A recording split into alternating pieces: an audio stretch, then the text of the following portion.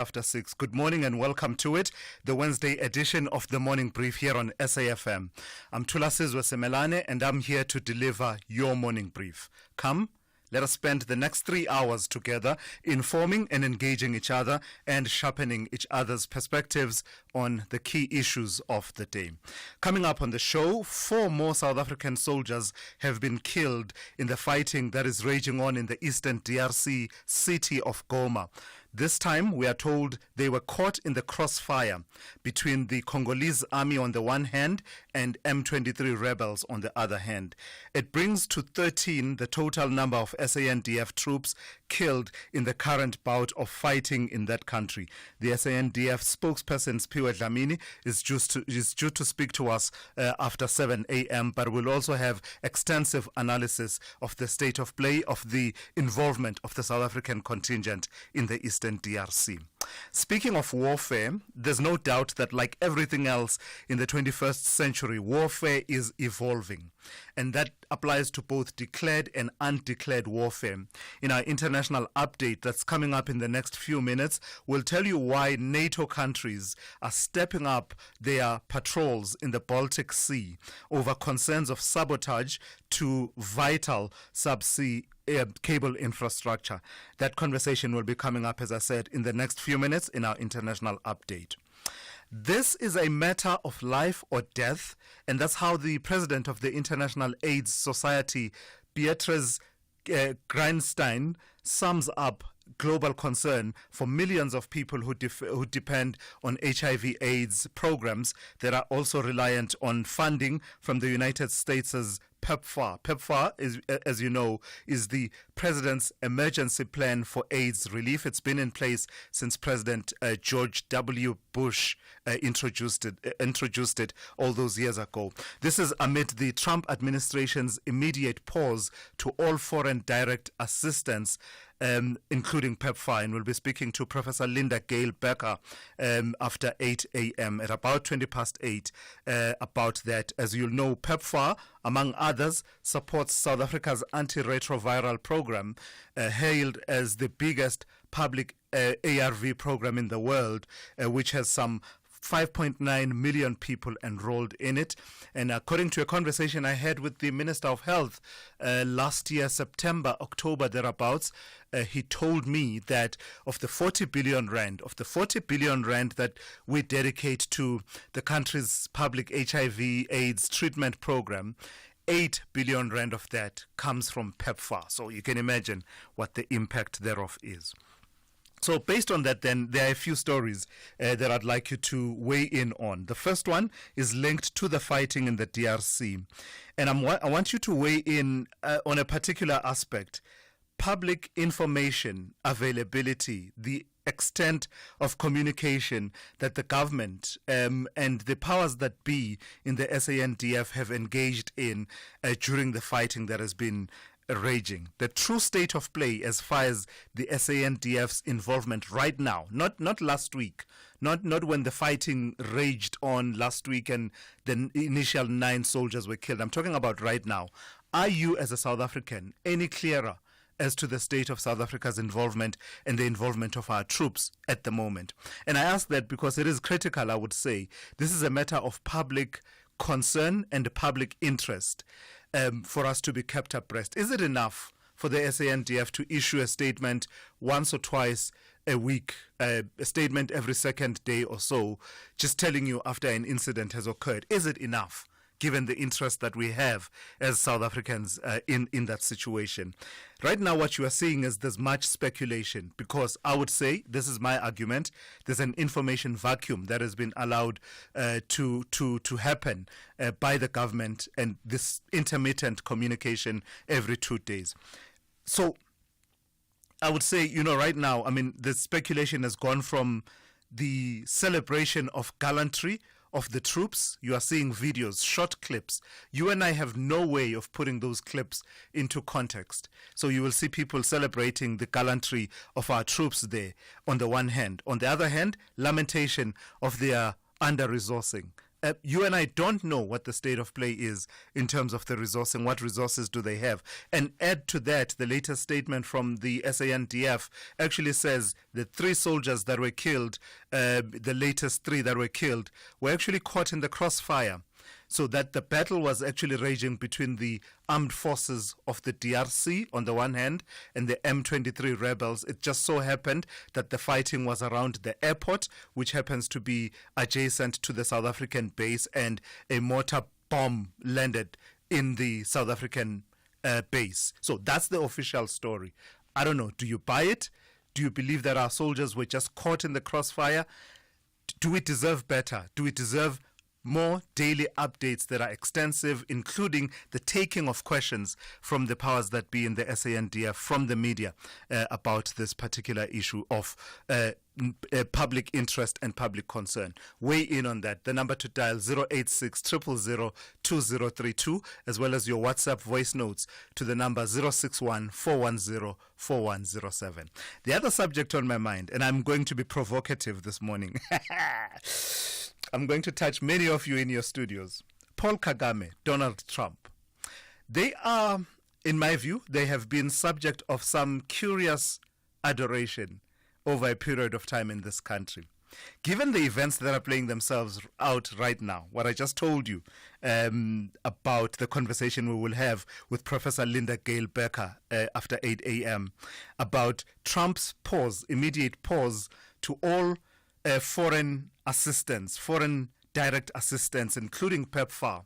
PEPFAR not only, funds, as I said, to the tune of some 8 billion rand, our public ARV treatment program, but also is involved in other aspects of the fight against AIDS.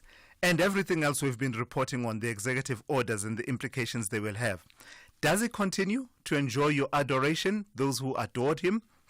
Do you continue to hold the view that South Africa, some of you have said, South Africa deserves a president like Donald Trump who will put South Africans first in the way that he's putting Americans first? He's doing that, but the implications, what are your reflections on that? As well as Paul Kagame, the reports that M23 is backed by, and it's not been denied, is backed by the Rwandan government. Where do you stand now?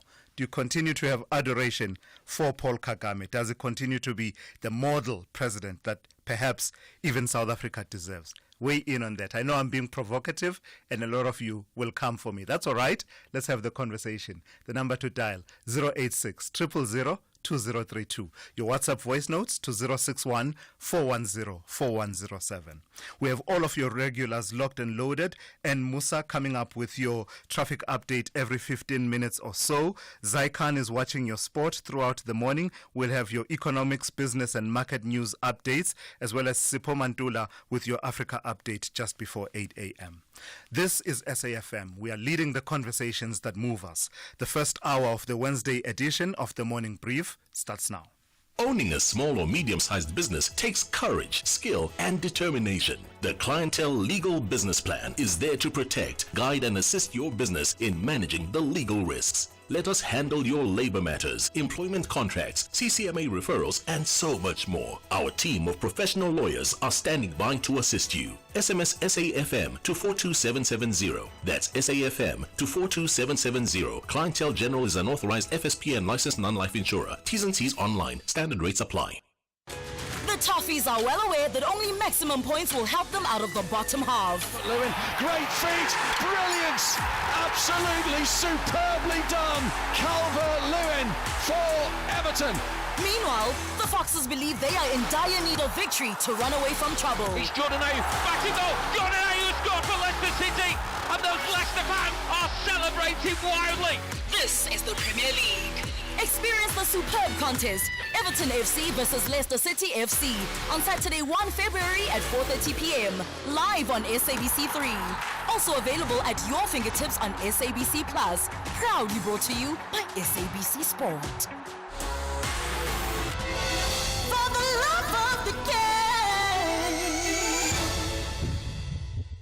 The Daily News Diary on SAFM. Hey, and good morning to you. Good morning, Thulas. Yeah, so the concerning story out of the DRC is what you're leading with, is it?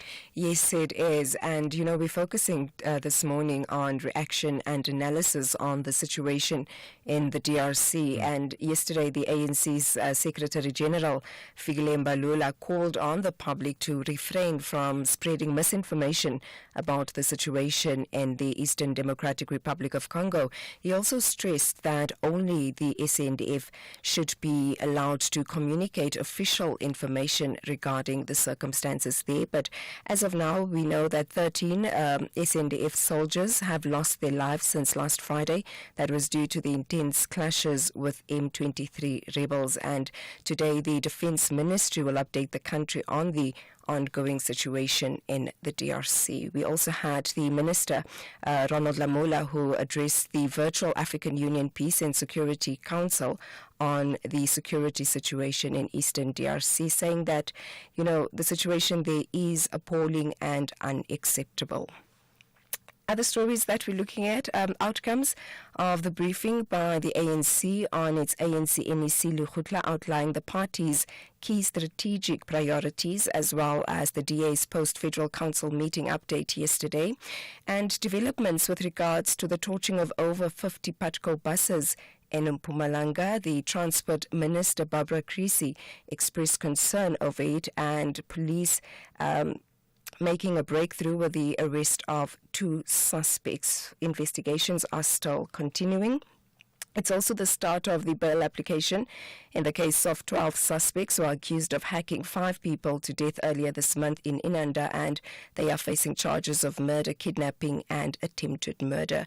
And more than 20,000 South African healthcare workers are facing potential job losses, and it is following the US government's cuts to aid funding for international development. So some of the stories that we are focusing on this morning. All right, and thank you for that. We'll be hearing from Anne every half hour with your news updates every half hour here on the Morning Brief.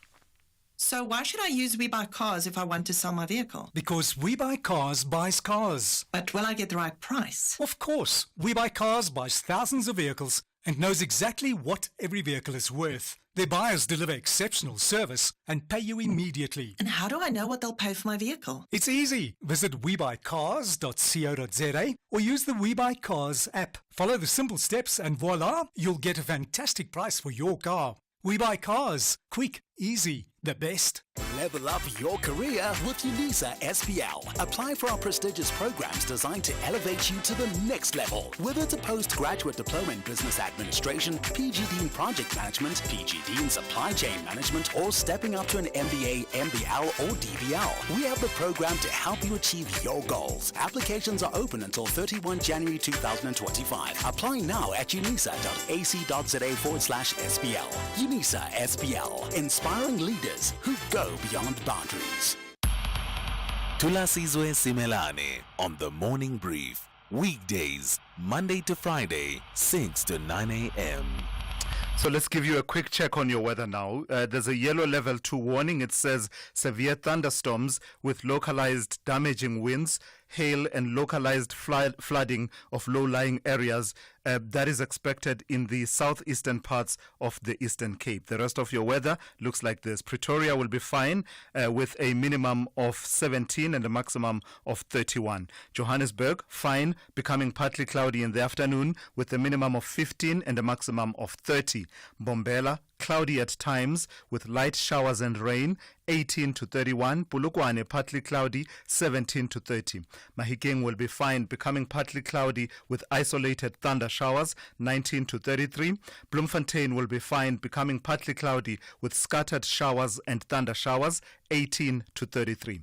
Kimberley will be fine, becoming partly cloudy with scattered showers and thunder showers, 20 to 35. Cape Town will be fine, becoming cloudy in the afternoon, 19 to 24. George will be partly cloudy, becoming cloudy from the afternoon with isolated showers and thunder showers, 18 to 28. Gqeberha will be cloudy with isolated evening showers and thunder showers, 20 to 27. East London will be partly cloudy with scattered showers and thunder showers, 21 to 30. Durban will be cloudy at times with isolated showers and rain, 21 to 30. Richards Bay will be partly cloudy with isolated showers and rain, 23 to 31. And finally, Pietermaritzburg will have morning fog patches, otherwise cloudy at times with isolated showers and thunder showers, 16 to 31. Worldview Update, bringing you closer to international or global news. So let's bring you this story now. On the 25th of December, on Christmas Day 2024, Estonia faced a significant power outage when one of the undersea power cables connecting it to Finland broke down, leaving only one cable in operation. This raised fears of potential energy price hikes and sparked concerns about the vulnerability of undersea cables to sabotage.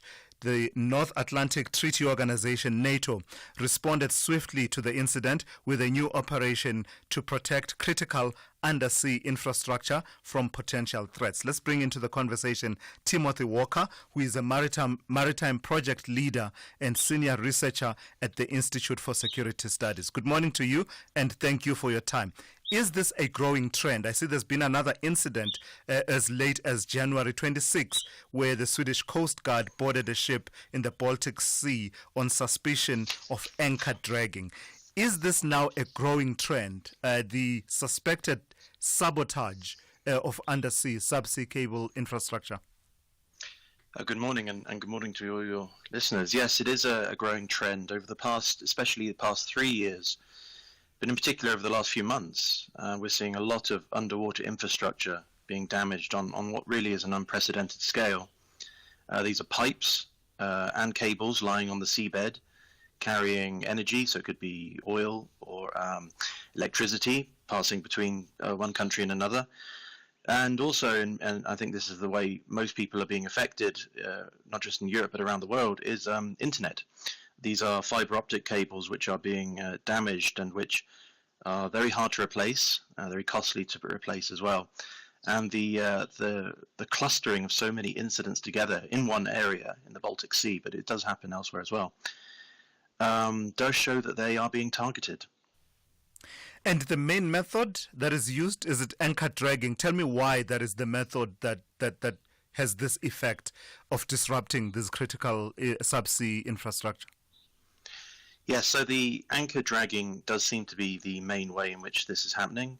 One of the reasons why is that these attacks on the infrastructure or the damage being caused, it's not being undertaken by military vessels. It's being undertaken, or it's happening because of ships, oil ships, cargo ships, and anchor dragging is one way of, in a way, having some kind of deniability. It's a way of saying this was an accident. We didn't mean to, or we didn't realize, because sometimes ships are not crewed by very many people nowadays, and an anchor may be located on the stern of a ship is not often noted as dragging. Unfortunately, when it comes to that argument, though, the distance at which some of these anchors are being dragged, and the fact as well that often these are occurring sometimes in waters which are not dangerous or stormy, means that argument it can be quite easily rebutted, but nevertheless it's being made, and the fact that it is made so often points that it is something to always be queried if that argument is raised. And just to be clear, when we say anchor dragging, we mean the ship will be sailing, but its anchor will be dragging along the seabed.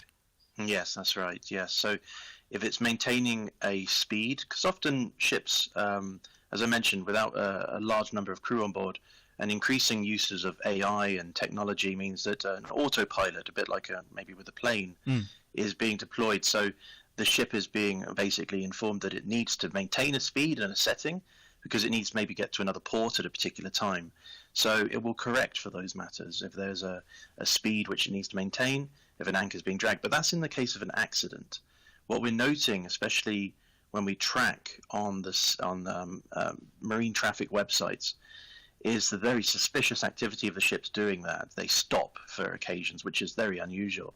If you see something unusual at sea like that, a major ship crossing over where the cables and pipes are presumed to lay, and then conducting some suspicious activity, it does make a very good case for investigation. How difficult is this to counter, given the rite of passage that, I was looking at the map around the Baltic Sea. You have all these countries, Finland, Russia, Estonia, Latvia, Lithuania, Sweden, all of those countries, Belarus, etc. Then how difficult does that make countering this trend, given that all these countries have a right of access and passage for their ships? Yes, any country, any ship legitimately going about its business at sea has a right to innocent passage through the territorial waters of a country. And that does make it very complicated because, as I say, these aren't the ships which are being inspected or intercepted are not military vessels, they are commercial vessels. And when the investigation looks into that, they do note very clear links with, in particular, Russia and China. And so ships can easily transit these areas if they are going about a normal business. If they've communicated, for instance, their port of origin, what they're carrying, and their port of destination and the time they expect to get there, then a person monitoring that would go, well, there's nothing to suspect there. But when you look into it more and see, this ship crossed over vulnerable infrastructure areas at the very same time that an internet breakage or stoppage occurred. And Russia is increasingly notorious for operating a fleet of vessels which are operating around the world, sometimes around the Cape of Good Hope as well, who turn off their signals, who don't like to broadcast that they are transiting an area because they are effectively busting a sanction or they are up to no good, as it were. Yeah. So the number of interests in maintaining lack of interference with ships at sea is greater than coastal countries always being able to police what's going on in their waters. But if you look at the Baltic Sea and many other areas where there's a lot of clustering of countries and closed seas, the sheer number of vessels makes it almost impossible to inspect or track or even be aware of everything going on. But to damage these kind of cables, though, does require a massive vessel. It's not a small fishing vessel or something like that. This is in deep waters often, and it's outside of the territorial waters where the damage occurs. What we're seeing, the interceptions and arrests of these vessels is occurring is when they transit through the territorial waters, and by the time they do that, the coastal state has gathered enough evidence from the tracking, from other sources of intelligence maybe, to say there's a reasonable case here that this ship has committed some kind of attack, basically, and that we should investigate it. Sure, what a perilous time to be alive. Thank you for that. Timothy Walker is a maritime project leader and senior researcher at the Institute for Security Studies. Yeah, I mean, what a time to be alive. Let's check in now with Ann Musa with the latest news headlines. Good morning. Thanks to us. In the headlines, Mpumalanga police say they've arrested 2 suspects in connection with the torching of over 50 Patco buses at multiple depots in the province on Monday night. Stats SA's 2022-2023's Income and Expenditure Survey shows that black households face severe financial constraints compared to white, Indian, Asian and coloured households. And International Relations and Cooperation Minister Ronald Lamola says the current security situation in the Eastern DRC is appalling and unacceptable. Lamola addressed the virtual African Union Peace and Security Council as the situation escalates in the DRC. I'll have details on these and other stories at 7. SAFM, guiding you through the rush hour traffic. Joburg's Mike 1 North is already queuing quite heavily today. Looks like an issue before Crown and then maybe one just around Smith Street. Very heavy traffic standing from Gold Reef City all the way through to Smith Street, and then behind that the M2 is pushing a queue back to Joe Slovo. Problems getting off that M2 into that very heavy Mike 1 side roads. Alternative routes would be a good idea this morning. N12 into Galulis is looking slow as you arrive in from the Ekurhuleni side. The N1, a busy midweek Wednesday as you queue from Brighton Rockfontein down to New Road already, and plenty of traffic on the Mopari Highway. Another indicator that it's busy out there on the roads from Theo Martins around to Bremer and down to Eski and Pathlali. It's all very slow. Pietermaritzburg to Durban, always worth checking, particularly if you're heading to Pietermaritzburg these days with regular breakdowns at Cliffdale. It's a little bit slow at Cliffdale, so we'll keep an eye on that one for you this morning. Cape Town, sand on Baden-Powell at Montwabisi. You'll need to be careful there. And then just after that, as you head through to Muizenberg, there's some quite heavy backlog going on in Baden-Powell down towards the Strandfontein junction, and a truck crash on the side of the N1 inbound at Sable Road. And that's the explanation for the heavy traffic that's pushing a big queue back in towards the Belleville area. Rob Byrne, SAFM Traffic. This is SAFM Sport with Zai Khan. Hey Zai, good morning to you. So the mighty Usutu clipping the wings of the mighty Eagles, did they? And Sandile Mthethwa was particularly prolific. Oh, he was indeed, Yeah. Tulas. That wasn't Nyambos. just Nyambos. What a beating! A full-blown footballing demolition is what happened last night. I think the poor Eagles are waking up to bruises this morning. Yes, all hail Sandile Mthethwa, scoring a hat-trick in the first start of the club. Amazulu wasting no time, scoring 3 goals before Mthethwa added 2 late strikes, sealing the deal. 5-1 the scoreline. So definitely a statement being made here by the KwaZulu-Natal side. Now, SuperSport United, they also booked their passage into the Nedbank Cup round of 16 as gold by Vincent Pule and Christian Sale guided the Shwane Giants to a 2-0 win against Magesi FC night, while Stellenbosch beat Kruger United 2-1, and SuperSport, as you know, ruthless there with that scoreline.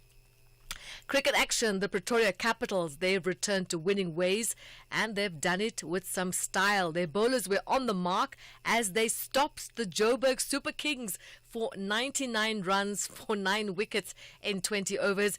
Gideon Peters, Sanurin Muthusamy finished with a couple of scalps to their names, while Miguel Pretorius took 3 wickets, and the chase was then finished in just 12 overs with I think MJ Ackerman scoring a quick 39 to wrap things up nicely for the Pretoria Capitals. And on to golf, Rory McIlroy has confirmed he will play significantly less golf, cutting back his PGA Tour commitments as he prioritizes time at home with his preferred tournaments. Here's Rory McIlroy. Last year for me was a challenging year in a lot of different ways, and I think when you have a year like that and you're able to reflect back, you reflect on what's important to you. I'm not a spring chicken anymore. 17 or 18 years into this, so I think at this point it's just all about what are my priorities and really trying to focus on them.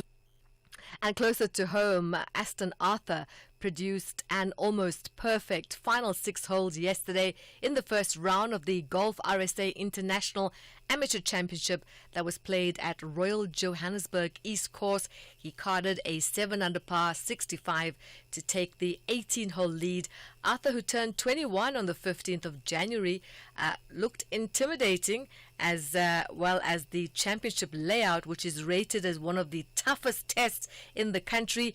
And he racked up 5 birdies on his way, and that was in from the 13th hole. He's been South Africa's number 1 since April last year, and his back 9 of 6 under 30 put him well clear of his pursuers to underline that status. Teammate Jordan Burnand and Frenchman Octave Bello shared the second place, and that was 3 strokes back on 5 under par. And that's the final hole for the sports update. More at the top of the hour. For the morning brief, I'm Zai Khan. The business update on SAFM. Yeah, for that, let's turn to Odwa Magwenju, Portfolio Manager at Momentum Securities. Good morning to you, Odwa. So let's start this hour with, until recently, talk of VW closing any plants in Germany was something unheard of. It happened last year. They are now looking at ways to carve a way forward. Tell me about their talks with rivals in China. Yes, so I mean, there's a bit of history that has to be looked at. As you said, unheard of for VW to look at closing stocks, closing shop, but it all started with the emission scandal that they did in 2018. And then they've been hit by penalty after penalty. Long story short, the business is currently in financial issues.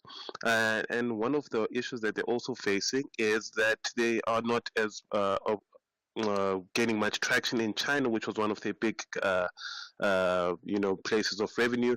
Ironically, now China's and the joint ventures they have that side are talking of perhaps getting some of their factories, or on the other hand, instead of getting the factory, just working on the VW factory. It's not concluded as yet, but that's the kind of talk that some Chinese companies might get into a joint venture to take up or bring some jobs to Europe.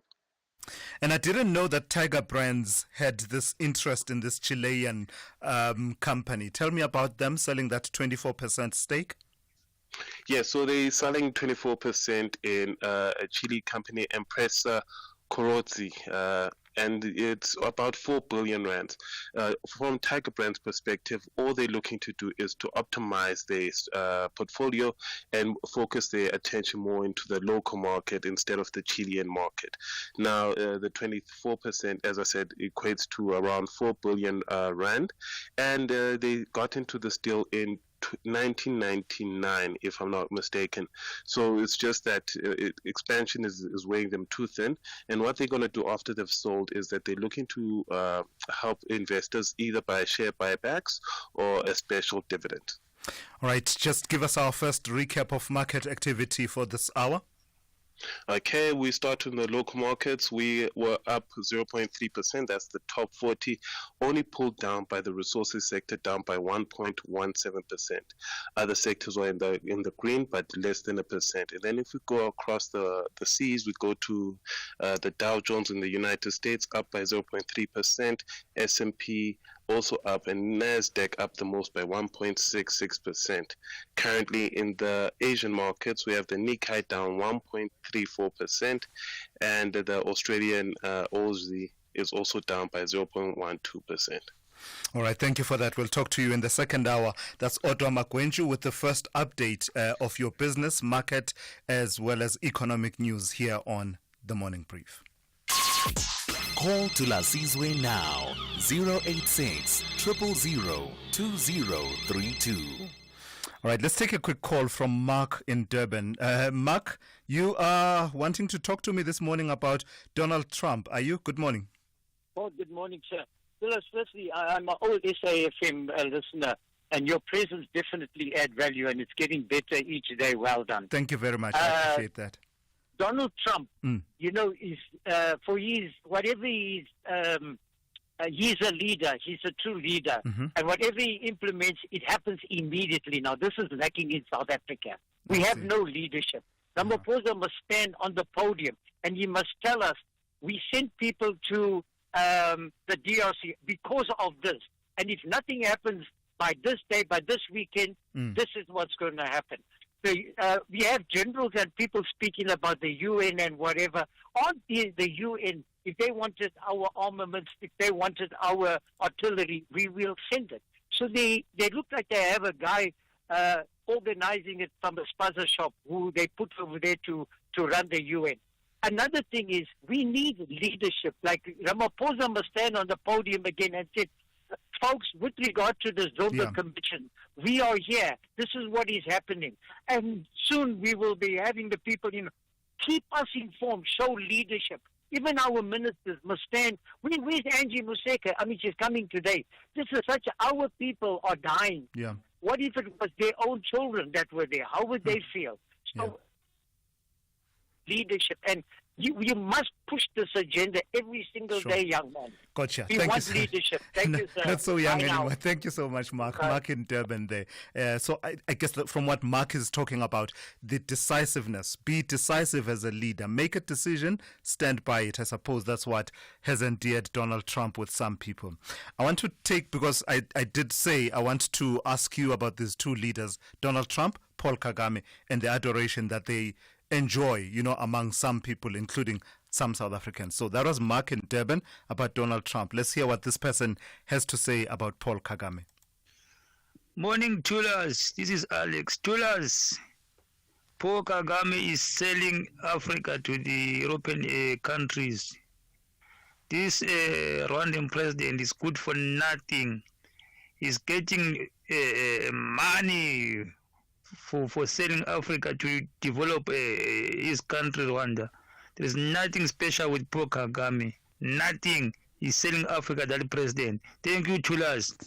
All right, thank you for that. So that's the one listener's take on that, on the leadership of the Rwandan president, Paul Kagame. And of course, the context is the continued criticism, including from the United Nations Security Council and South Africa, of the involvement, alleged involvement, not denied, backing of the M23 rebels by the DRC government. Let me speak to Mokoena in Rustenburg. Good morning to you, Mokoena. You want to talk to me about the situation in the DRC this morning?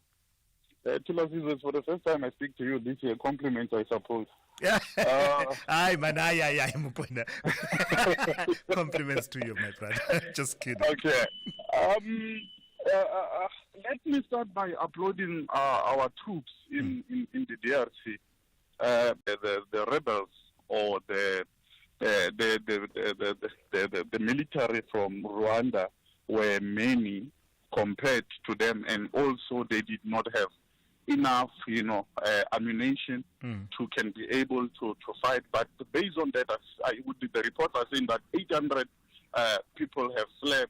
I mean, what is it? The military or the soldiers or the rebels deserted and surrendered. Yes.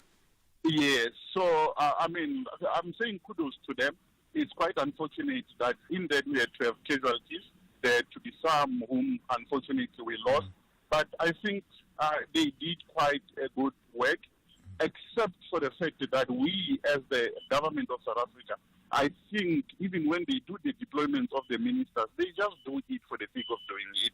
I don't think that Umam Njumuteha is good enough to can be the Minister of Defense Force. You need somebody else that even when there is a fight like this one, when you have sent troops for peacekeeping or for whatever mission that it is, when you send the person, they can feel now that their leader is here. Even if you were to say now, because you are a leader, we can put you in the front line. You can be able to do that. Mokoena, thank you. Let's leave it there for this morning. That's Mokoena in Rustenburg. Let me quickly take Taki in Limpopo. Good morning to you, Taki, also on the issue of the DRC. Yes, thank you very much, Tulas. Quite interesting is what came out of the interview of the Malusi Gigawa, who happens to be a member of the Standing Committee of Parliament, where the indication was that, yes, indeed, from him admitting that our soldiers were not adequately equipped. So the question is, if that Standing Committee was privy to this information, what should have been their role in the very first place? Wasn't it that now it is a reactive statement? Are they not just reacting? Were they not supposed to be engaged in the beginning by the minister to say, because this is a high decision to deploy, and one would have imagined that there are consultative processes in Parliament, one of which would involve these committees to raise these kinds of questions at the right time.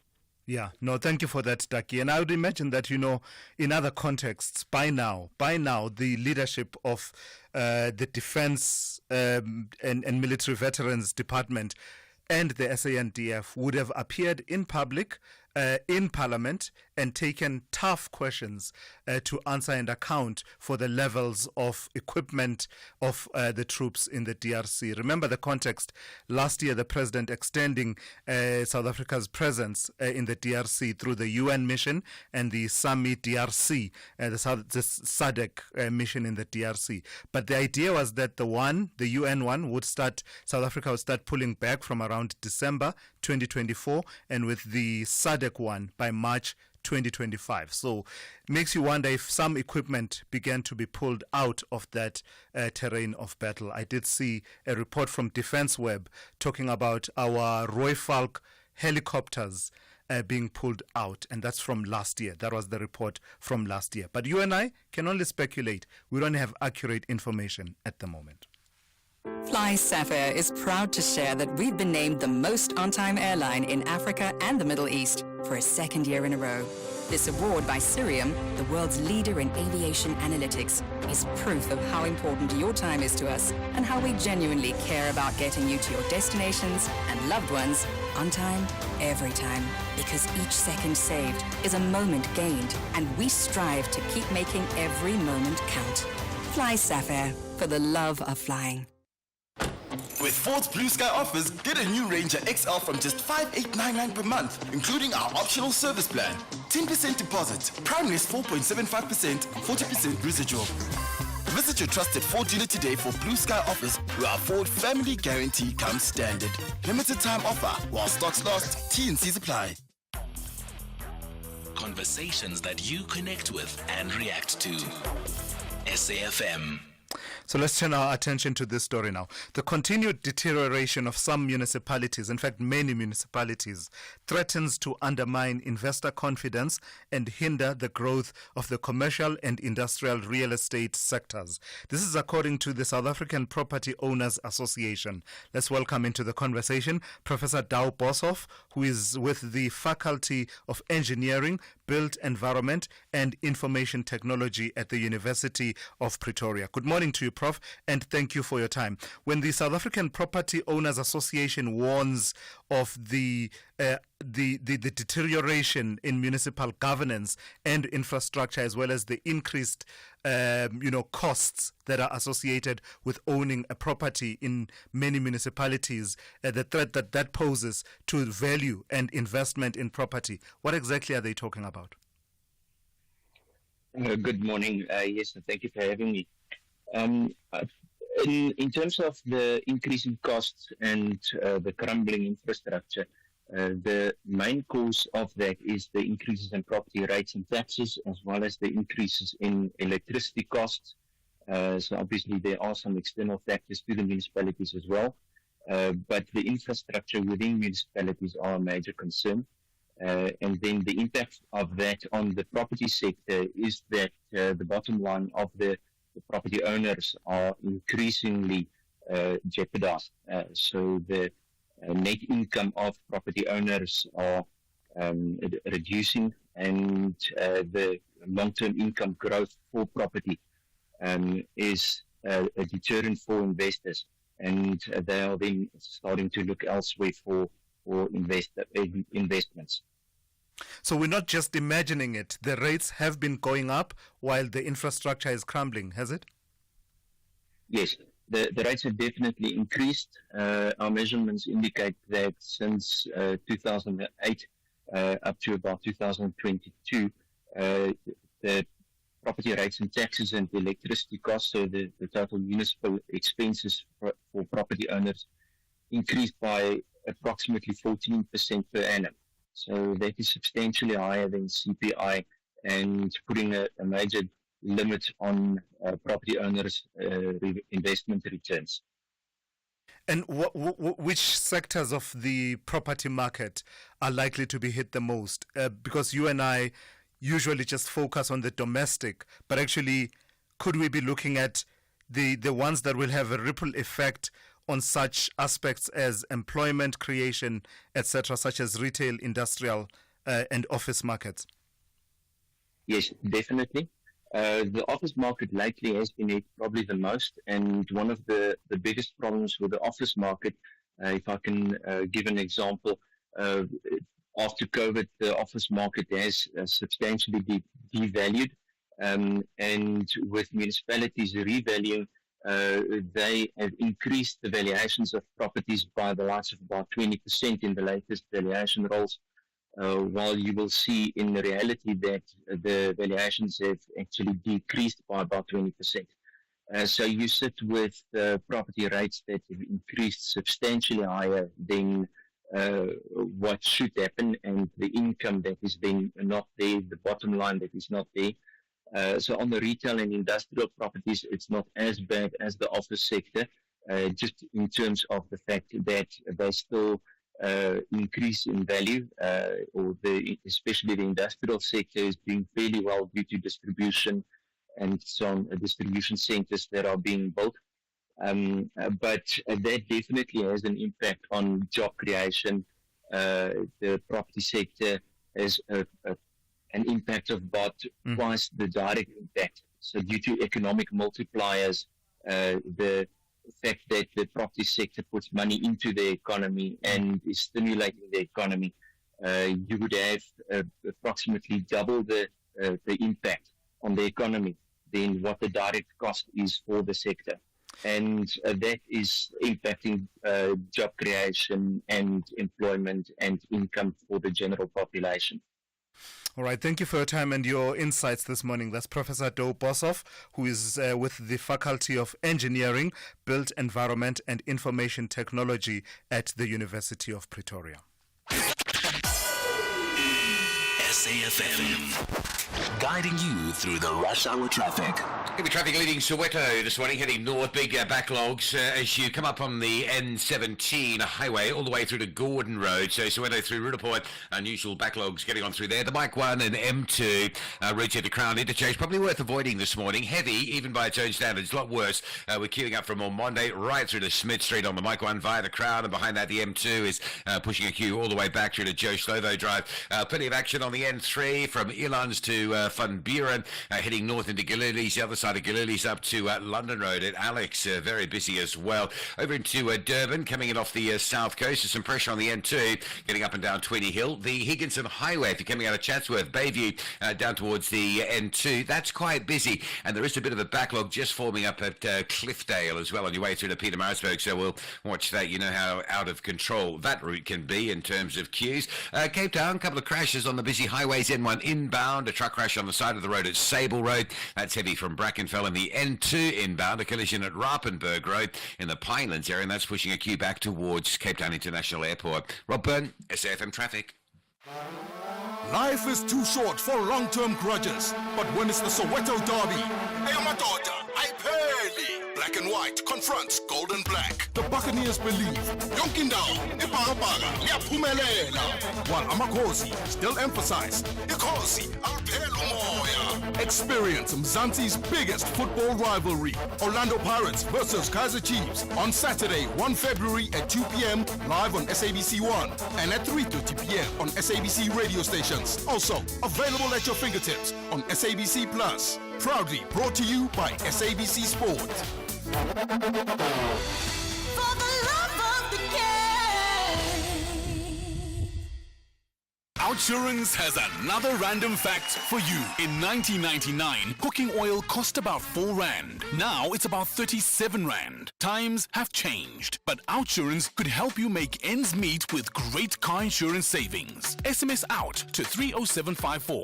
That's out to 30754 to switch and save today. Let's hear how Lebo feels about saving 790 Rand a month on her 2023 Audi Q5. I am very, very happy. I'm super happy. I can say go to Outsurance for you to be able to save more. Heard about the Out bonus? After 3 consecutive years of not claiming, you'll get 10% of your paid premiums back in cash. Outsurance looks for a reason to pay, not for a reason not to pay. Why would you want to be with anyone else? SMS out to 30754. That's out to 30754.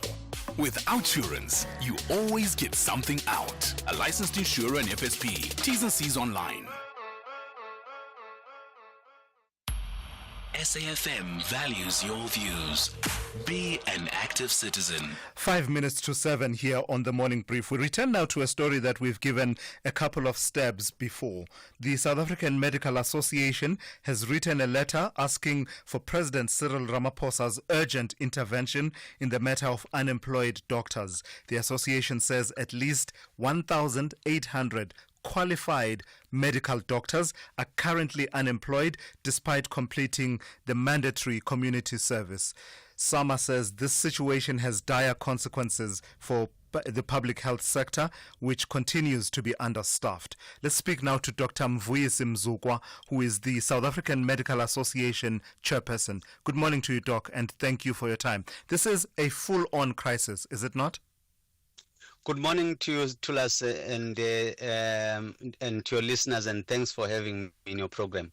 Yes, you are quite correct. This is a huge crisis for the healthcare sector. As you can imagine, these are manifestations of that. I mean, 1,800 doctors out there qualified, fully qualified and unemployed. Despite the fact that there's a dire shortage on the ground, in terms of, vacancies and stuff like that.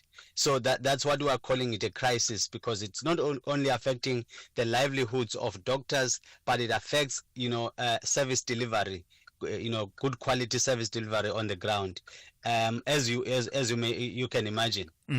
How much, how below the international standards are our doctor to patient ratios? Thulas, we are supposed to be having one doctor per 1,000 citizens in the country, but currently we're sitting at one doctor to 3,000 citizens in the country. So that's a huge gap that we are worried that it's going to escalate, because it's not only the fact that they need to be in the vacancies in the public sector, but also these doctors, if they leave the country, then there's a generational gap in terms of the specialists that we're supposed to be getting out of these doctors. Are there real conversations, Dr. Mzukwa? Because we've had, as I was saying, we've had a couple of stabs at this particular issue here on the show, and other colleagues as well having a stab at it from time to time. But I'm just wondering, are there qualitative and constructive conversations happening that aim at a solution? Yes, Thulas, Sama has met with the Department of Health, the Minister of Health, basically, with his team. I think it was last Tuesday, if I'm not mistaken, where we spoke about, we presented this matter to the minister and highlighting the dangers around it. But we still want to have a discussion or a conversation with Treasury and the President, if possible. Tell me about this letter that you've written to the President. What interventions are you hoping from him? Are you hoping for from him? One, we want to highlight to the President the fact that the lives of South Africans are at stake, because if we continue to have these dire shortages on the ground, we have problems with when you attend emergencies, you'll find that you are encountering 4 emergencies and there's one doctor on the ground. That is going to obviously kill some of our patients. But the problem is, if we don't address this matter, the issue of litigation is going to still escalate. You know that we are struggling with litigation in the state because of the conditions that we are facing. So we are wanting to highlight to the President those factors and the dire need for the President to be intervening in this matter. And I can imagine the impact on these trained professionals that we are told some of them end up having no choice but to volunteer their skills, but also that what you talked about, the possibility of a brain drain. Yes, some of them, because they can't sit at home, I mean, they'll lose their skill. If you're not using your skill, unfortunately in medicine, you lose it. So they want to keep up with their skills, but also, I mean, how do they maintain themselves in terms of driving to the institutions and all these things? So, and the only thing that is going to happen to those doctors, they are going to be invited by, the other countries outside of South Africa, like Ireland and New Zealand, UK, USA, all these other countries, and Canada, by the way. Yeah. All right. Thank you once again, Dr. Thulasizwe Mzukwa, who is the South African Medical Association chairperson, flagging an issue that we continue and we will continue to keep an eye on it and highlight it as it manifests. At 7 a.m., let's get an update from N. Musa. Outsurance will go out of their way to try and save you money on your car insurance. If they can't, ask for 500 Rand. SMS out to 30754. Now that's good news.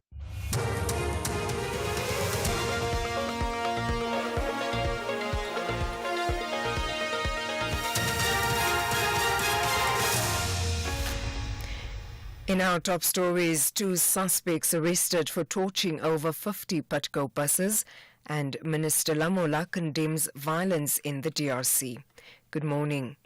Mpumalanga police say they've arrested 2 suspects in connection with the torching of over 50 Patco buses at multiple depots in the province on Monday night. Police say the attack involved a group of armed suspects travelling in several vehicles who ambushed security personnel at the Muloto depot. The group then set buses on fire. 2 Patco workers were wounded. Other depots were also torched.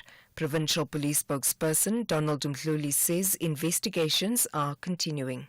During the arrest of the suspects, one of them was found with a mobile phone suspected to be that of one of the victims, as well as an empty magazine for a 9mm pistol without any ammunition. And the Acting Provincial Commissioner of the SAPS, Major General Dr. Zef Mukwana, has commended the swift action by the members in tracing and apprehending the suspects.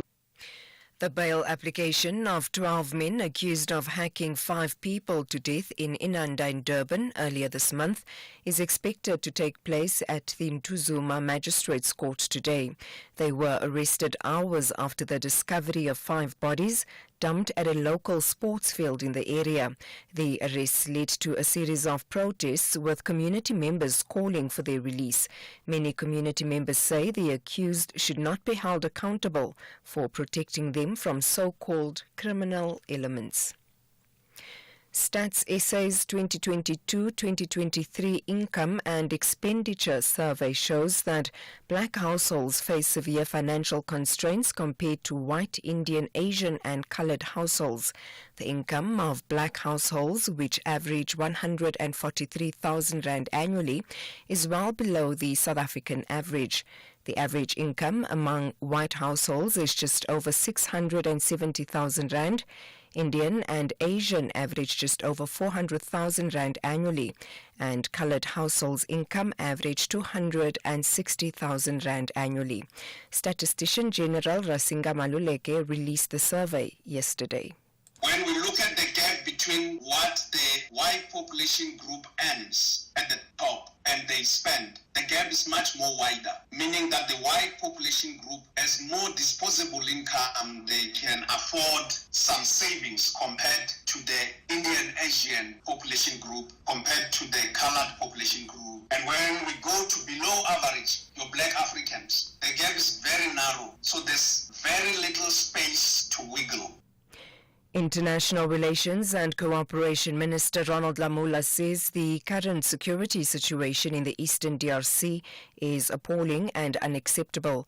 Lamola addressed the virtual African Union Peace and Security Council as the situation escalates in the DRC. He also condemned the activities of the M23 armed group after 13 SANDF members were caught up in the fierce battle between the rebel group and the country's army. The minister has condemned Rwanda for supporting the M23 rebels. Kailihle Kumalo has more. Minister Lamola says South Africa has been doing its level best to bring about much-needed peace and stability in eastern DRC through the deployment of peacekeepers under the UN SADC mission in Congo. He has paid tribute to the 13 SANDF troops who died in the DRC as the situation worsens. The minister says M23 must immediately cease all its armed activities and withdraw from all territories that they occupy to prevent further loss of lives. A number of embassies from South Africa, France, Kenya, Rwanda, US and others have been attacked in Kinshasa. And finally, a judge in the United States has blocked a government freeze on federal loans, grants and other assistance. The pause was due to come in effect yesterday and would have put trillions of dollars on hold. But a judge in Washington suspended it until she holds another hearing on Monday.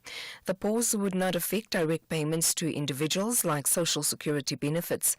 The BBC's David Willis has more.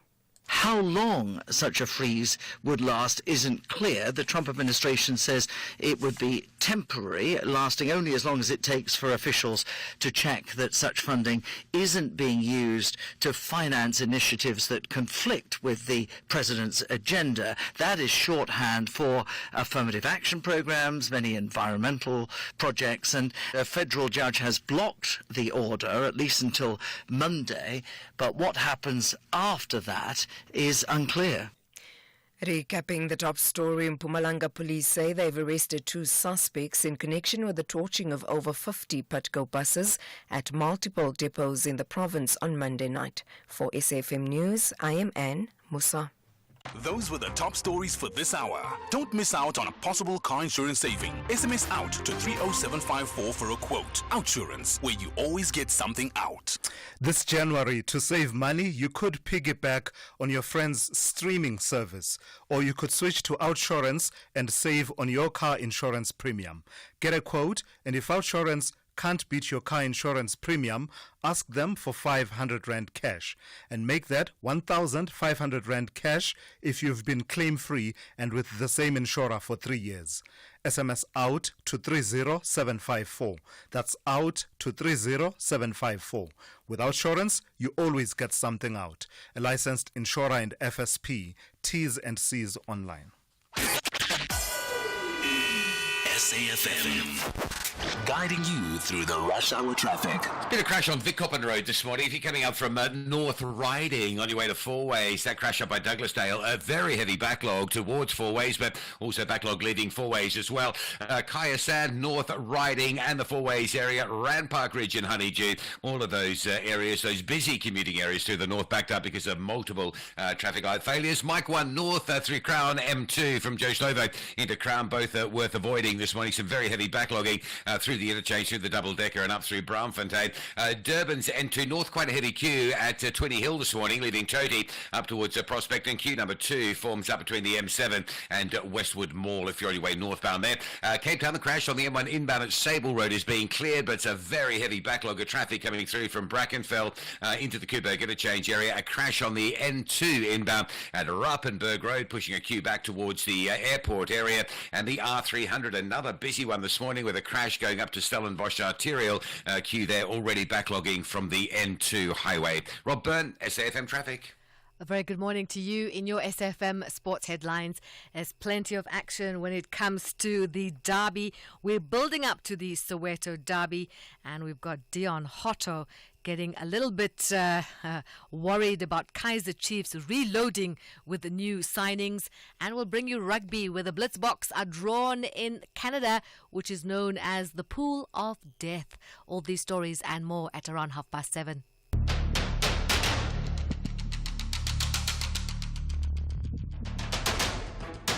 The Morning Brief with Thulasizwe Simelane. Weekdays, Monday to Friday, 6 to 9 a.m. The Morning Brief with Thulasizwe Simelane. Weekdays, Monday to Friday, 6 to 9 a.m. Hey, good morning, folks. It's 9 minutes after 7 on this Wednesday. We are into the second hour of the morning brief here on SAFM. Let me tell you what's coming up within this hour. Well, we'll start with an update. We'll be speaking to the SANDF's Spiwe Dlamini for an update on the situation in the DRC, particularly as it relates to the latest fatalities. 4 more South African National Defence Force members having been killed in the conflict in the DRC, and that brings the number of those that have died in the recent bout of fighting to 13. We'll speak to Spiwe Dlamini in the next few minutes and then give you full analysis of the deployment as well as other factors that are at play, including the diplomatic lay of the land around the DRC. Then a bit later on in this hour, we'll focus on an innovation that the Center for Scientific and Industrial Research says it has come up with that has to do with the low literacy levels and the ability to read for meaning and understanding among children in the lower grades in our education system. They've come up with an app and some kind of innovation that they believe will make a difference. We'll speak to Dr. Lorette Marais just before 8 a.m. All of your regulars locked and loaded once again in this hour, and also I'll be taking your calls and on these and other issues that may be exercising your mind this morning. The number to dial 086 000 2032, as well as your WhatsApp voice notes to 061 410 4107. This is SAFM.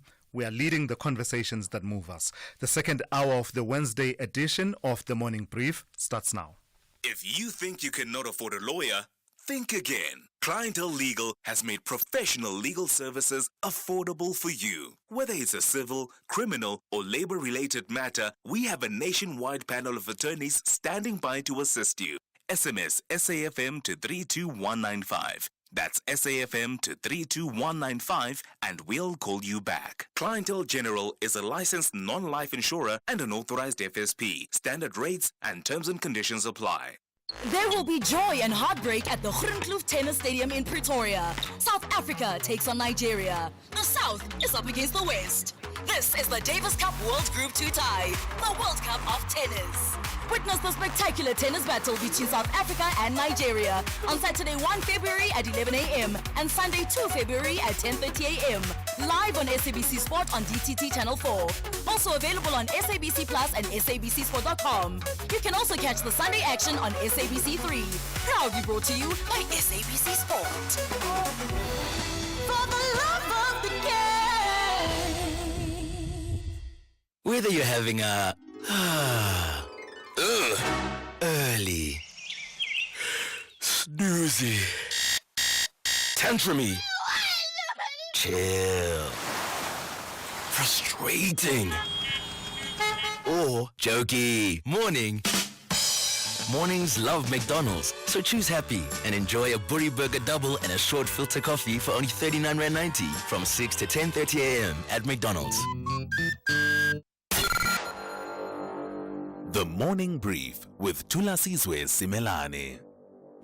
All right, let's start this hour here. 4 more South African National Defence Force (SANDF) members have been killed in the escalating conflict in the Democratic Republic of Congo. The soldiers were killed in another clash. This time we are told it was between the forces of the DRC government and the M23 rebels, and they were caught, that is, the SANDF members were caught in the crossfire. But for clarity, let's speak to Spiwe Dlamini, who is the SANDF spokesperson. Good morning to you, Spiwe, and thank you for your time. What's the latest coming out of the DRC, and am I correct in characterizing the latest incident in which 3 more South African troops were killed as having been an incident of crossfire with them not directly involved in the fighting?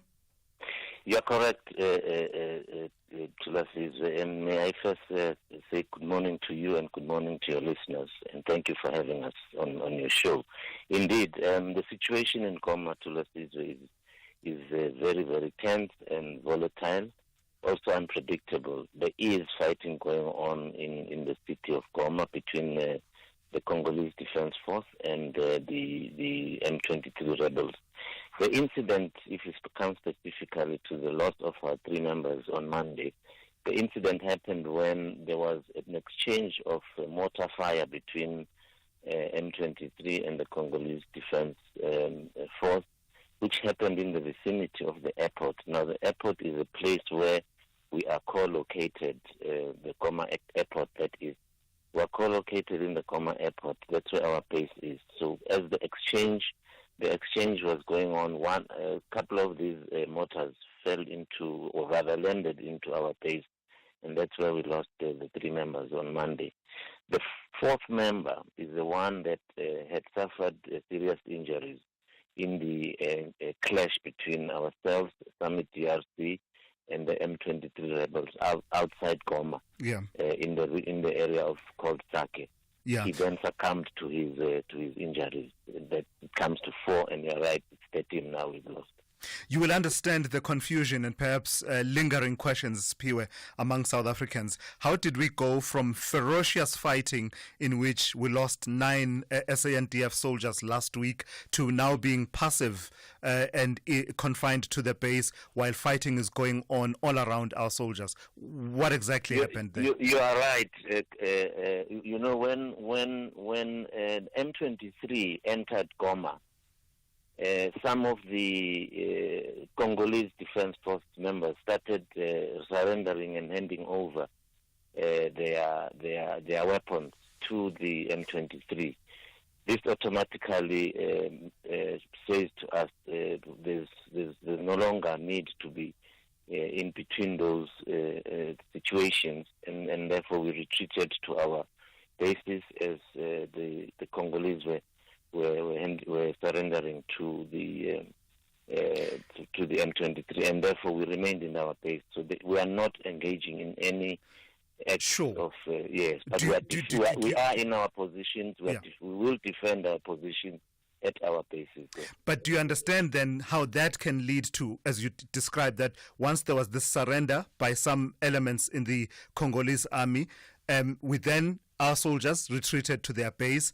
Do you understand then that the context of that video showing South African soldiers waving the white flag, just logically, it makes sense that if you are retreating to your base and you want to signal, this is the international signal, you want to signal to the M23 that you are no longer engaged as belligerents, the word that is used in international law.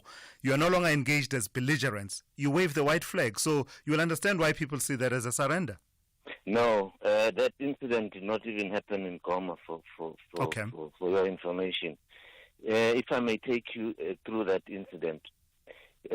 Thulasizwe, sometimes we don't say much because of the volatility of the situation and exposing our troops to more dangers if we talk too much. The incident of the flag happened in outside Goma, in Sake, where our troops, and in fact where our base was approached by the M23 to request that they are allowed to remove or recover their dead and injured in the fight, in the aftermath of the fight that took place on the 22nd, 23rd, and 24th. But the reason for that speculation is that you don't share enough information.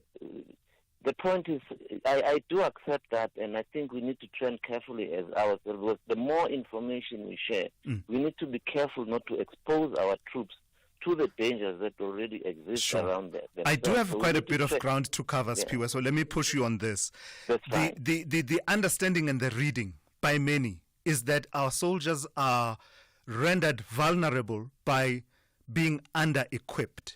You were preparing to wrap up the deployment as far as the MONUSCO element of South African contribution, as well as the Summit DRC contribution by March 2025. As a matter of fact, we suggest to you, let me put it this way, I suggest to you that there's some credence to the assessment that says our troops are under-equipped for the kind of fighting that's actually taking place there right now. Thulasizwe, that debate has been going on for a while, long before this mission. But remember that these missions are not undertaken by South Africa alone. These missions are taken by regional groups, international groups. That in itself means each of those countries that are in those groups will contribute a particular set of resources to that mission. And indeed, in this case, SADC is made up of 16 countries. Those countries that have not put boots on the ground will and have been giving resources in various ways, be it financial, be it support through transport and things like that. However, that is not enough. And where there's a shortfall to Thulasizwe, we have had as South Africans tap from our own resources, and still that is not enough. So that argument stands. However, we are supported by other regional do our troops, for example, have air fire support, which is critical in any battle? Well, that again is a debate, that because we are contributing as countries. That's what I'm saying. It's not a debate, it's a matter of fact. Do we have our Roy Falk helicopters still supporting them, other helicopters and other kinds of air fire support? It's not a debate, it's a matter of fact. Factually, do we have it? The air fire support is not enough. But do we have some? The air fire support is not enough, and we need more. Will you be sending more? This is a matter that we are seized with. Will you be sending more fire support and other resources? These are the matters that we are seized with, and planning continues day in and day out to salvage the situation in the DRC. Salvage? To salvage the situation? Yes. Sounds like a situation that needs salvaging, Spiwe. we'll have to ensure that we're making sure that our planning is such that we make sure that our troops are protected in whatever means that is available at our disposal to us. All right. We will not allow our soldiers to perish. As we care a lot about those boys and girls that are in the DRC. Gotcha. Thank you for your time this morning. That is Piwe Dlamini, who speaks on behalf of the South African National Defence Force. Listening to that is the former SANDF General Maumela Mutau. Good morning to you, General, and thank you for your time. So just your own reflections then. Pardon?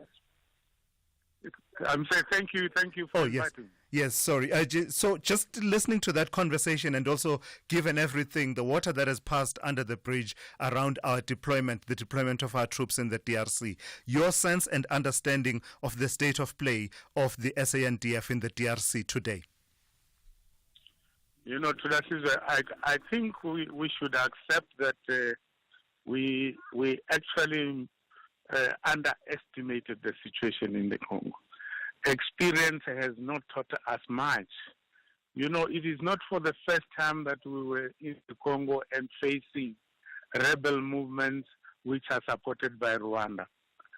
And I see people are still even not ready to say Rwanda is involved. It's involved. That's why Kagame is talking to President Ramaphosa about peace. You know, it's because we know this has been happening throughout. And I am shocked that our people have not learned much about that. That is the problem I have today. How does that failure to learn lessons manifest in terms of the deployment levels, the levels of preparedness, as well as resourcing of the SANDF contingent in the DRC? We should separate between two deployments. There is MONUSCO, which MONUSCO is a peacekeeping operations of the United Nations. But there is the SADC, you know, intervention force. It's not a peacekeeping force. It's an intervention force which must make sure that there is peace in the Eastern DRC. That's what its definition is supposed to be. So we were supposed to differentiate between the two. No, I hear you were saying that we were staying in our base, we were not involved in the conflict. If you were staying in your base when there is conflict outside, what were you there for in the first instance? So I'm saying we should be very clear on what we are saying. There is a conflict where Rwanda and its surrogates have now crossed the red line. That's the issue we must discuss now. They have crossed the red line. They have killed South African soldiers. And that is a red line where people have there was a deliberate targeting of our base there next to the airport. You call it a red line, General. So what should be the reaction? Red line is a strong word to use, a strong phrase to use. It suggests that there should be consequences. Thulasizwe, you know, after the experience of all these years, this is going to be our problem. And the reason why we are in the Congo, many people don't understand, is not only because we have been asked to be there. There is a mutual defense pact in SADC, which says the attack on one country is the attack on all of us. We are, as the SANDF, we have a doctrine, and our doctrine says we are going to defend South Africa far forward, not at our own borders. And that is part of the doctrine which is being applied. Now, when you are attacked by such people, you need to make them aware that there are consequences for it. Yeah. There are consequences. And now we must deal with what consequences. That's what the SNDF should be planning for. Not diplomacy. It's called, okay, let the diplomats Minister of Foreign Affairs, and everybody talk diplomacy, but there must be consequences. General, what's your understanding of the level of experience of some of our troops on the ground? Because I imagine that there should be a mix between experience and the agility and energy of youth. But in terms of composition, do we strike that balance well in the DRC, for example? I cannot claim I know the training, but I know every soldier who goes deployed is well trained and is aware of his mission. There is a preparation for that mission. They are well trained, but I'm not sure whether we as political leaders, here I'm talking about the minister and them, political leaders, we have actually, whether we do have the will to make sure that South Africa is respected. Because this is a disrespect. Our soldiers have always performed well. Our soldiers have always performed well. But where they didn't perform well, then you can trace it to lack of political will to do certain things. All right, let's leave it there for this morning. That's General Maumela Mutau, formerly of the SANDF. Let's speak now to Dean Wingren, who is a defense analyst. Good morning to you, Dean, and thank you for your time this morning. I don't know if you caught some of my conversation with the SANDF spokesperson, Spiwe Dlamini, a bit earlier on. Just your own reflections around the levels of preparedness, the resourcing for a mission that clearly has changed from merely patrolling under the guise of peacekeeping to the Force Intervention Brigade period, as well as now the MONUSCO supporting the forces of the DRC as well as the SADC mission. Good morning, and I can only reiterate what General Matau has said, and I cannot fault anything of what he has said. South Africa has had extensive experience in the DRC. Okay? We first got involved with MONUSCO in 1999, and even before that, there was a MONUSCO UN mission there that we were involved in. And then from that was a peacekeeping mission. But since 2013, we've been involved in the Force Intervention Brigade of the UN MONUSCO mission, and that was an offensive brigade. That was also together with Malawi and Tanzania, who just happens to be our SADC partners in the SADC mission in the DRC. And at that time, we had the Rooivalk, and the air cover is vital for any expeditionary mission, such as what we're involved in 3,000 kilometers away from South Africa. These are South African troops. We cannot rely on another country to protect our troops. Those other partners and countries and host countries, their first priority is their own troops and citizens. So we have to take care of our own. So from what I'm hearing, just on that, what you just said now, Dean, is that it's not good enough to say, to answer the question of, do our troops have air fire support, to answer it with an answer that says there are other countries that contribute to what is a UN mission, a SADC mission. No, I don't believe that is a sufficient answer, and I can answer in that no, we do not have sufficient air power. The Congolese army, they on Wednesday, Thursday, bit of Friday, they did provide some air support with Mi-24 attack helicopters and Sukhoi 25 ground attack aircraft, but that was more trying, for their own troops, and it wasn't supporting the South African deployment specifically. But if I could just give a quick example of just the Rooivalk attack helicopter. In 2013, it was brought up to deployed to the DRC, 3 helicopters, and within a few months, they had the first operational deployment. This was when M23 was only about a year old, the rebel group. The Rooivalks went into action in 2013. 1 or 2 attacks by the Rooivalk, and M23 said, this is it, we're giving up. And M23 melted away until about 10 years later. And in 2022, they came back stronger, well-trained, well-supported, equipped by Rwanda.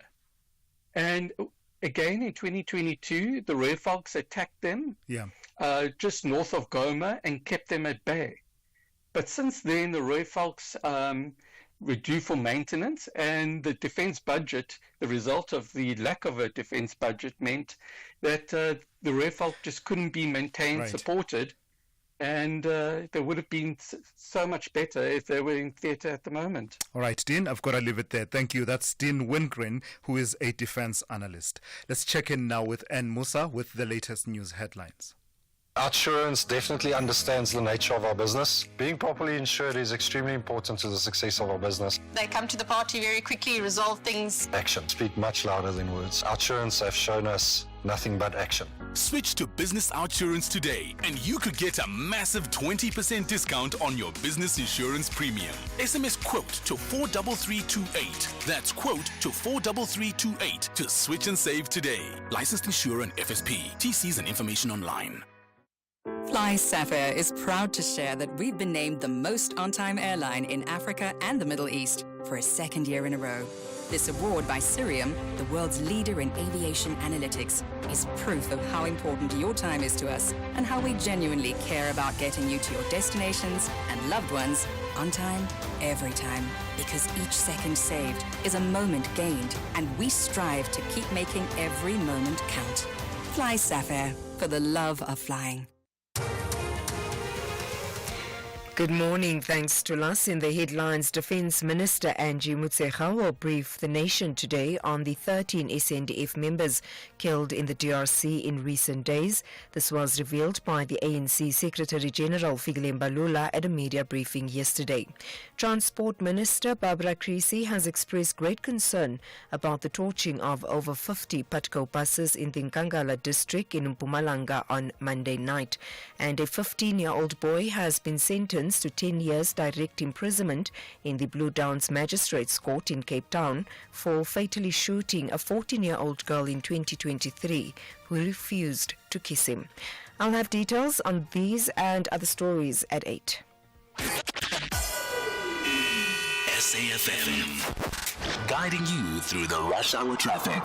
Even heavier out of four ways this morning, if that's even possible. A lot of traffic light faults, and the new one this morning, and this is the really key one, it's Winnie Mandela and Sloane. Once those lights go down, there's real trouble, because it doesn't only affect traffic coming out of four ways, it also impacts traffic coming off the N1 north and south onto the exits return down to Bryson. You're basically struggling to get off the off-ramps because Winnie Mandela down through the highway towards Bryson. It's already standing into that Sloane Street junction, so very, very heavy backlogs there. Also, complicating matters, a crash on Witkoppen at Douglas Drive, causing a big pushback from North Riding on your way up towards the Four Ways area. Loads of lights down on Malabongwe, Kaya Sand to Stratham Park, loads of lights down on Bayers Nordia, Honeydew through Radpark Ridge to Fairland, and loads of lights down all over Hendrik Potgieter, coming from the Clearwater Mall area down towards the 14th Avenue and N1 Highway. Just loads and loads of traffic lights on some of the busiest commuting routes across the province. The Crown Interchange remains heavily backed up. Mike 1 from Monday, M2 from Benrose, all problems getting up and through towards the Empire Road exit. Heavy traffic, Soweto through Rudaport this morning. The N1 queuing up towards the Gordon Road exit. Durban, a lot of traffic on the M7 from Hunstedman getting up into Pinetown, St John's Avenue Bridge. The N2 at Amansam Toti stays busy into Prospect, and it's slightly changed its sort of queue length, but it's just busy as you run off the hill at 20 up towards Prospecton Road. In Cape Town, 2 crashes on a very busy Wednesday. R300 north at Stellenbosch Arterial. That's a heavy pushback to the N2. Standing traffic passing Delft. And a crash on the N2 inbound at Pinelands by Rappenberg Road, pushing a queue back towards the airport area. And Baden-Powell, Sandy at Monwood BC. Motorists seem to be dealing with it. A crash after Monwood BC at Witsand on your way through towards Musenberg. And then some big backlogging going on by Strandfontein Pavilion. Rob Byrne, SAFM Traffic. This is SAFM Sport with Zai Khan. Good morning to you once again, Zai. So the big derby, the Soweto derby, is coming up this weekend, and we've been hearing a bit from Orlando Pirates, who are wary of, underestimating Kaizer Chiefs. Oh, yeah. They are definitely very wary, but also they are digging for clues, I think, on who these new recruits are at Kaizer Chiefs, because Dion Hotto says they don't know what to expect when they face Chiefs this Saturday. Amakosi bolstered their squad. 3 new signings: Tashrik Morris, Glody Lilepo, Bafana Thabo Cele as well. And we know Morris is already familiar with the PSL, but there is some paperwork to be sorted out with Lilepo. But the Buccaneers are wanting to find out where this fresh power is going to go come the derby. FNB Stadium is the place to be this Saturday as Soweto biggest rivals lock horns. And Hotto says Orlando Pirates, they are ready. No, the preparation is going well, and nothing's going to change. We'll just be doing what we normally do before we play, before the weekend, and there's not something different that we are actually going to be doing. We'll just stick to what's helping us up to now. Let's go to the Orlando Pirates assistant coach, Mandla Ntsikazi, explaining the club's recruitment approach, which has been more focused on scouting and profiling talent. Pirates are yet to sign any player in this window. In the main window, they only brought in 6 new players. Dino van Rooyen from Stellenbosch FC, and there's some also prominent top division players that they've signed.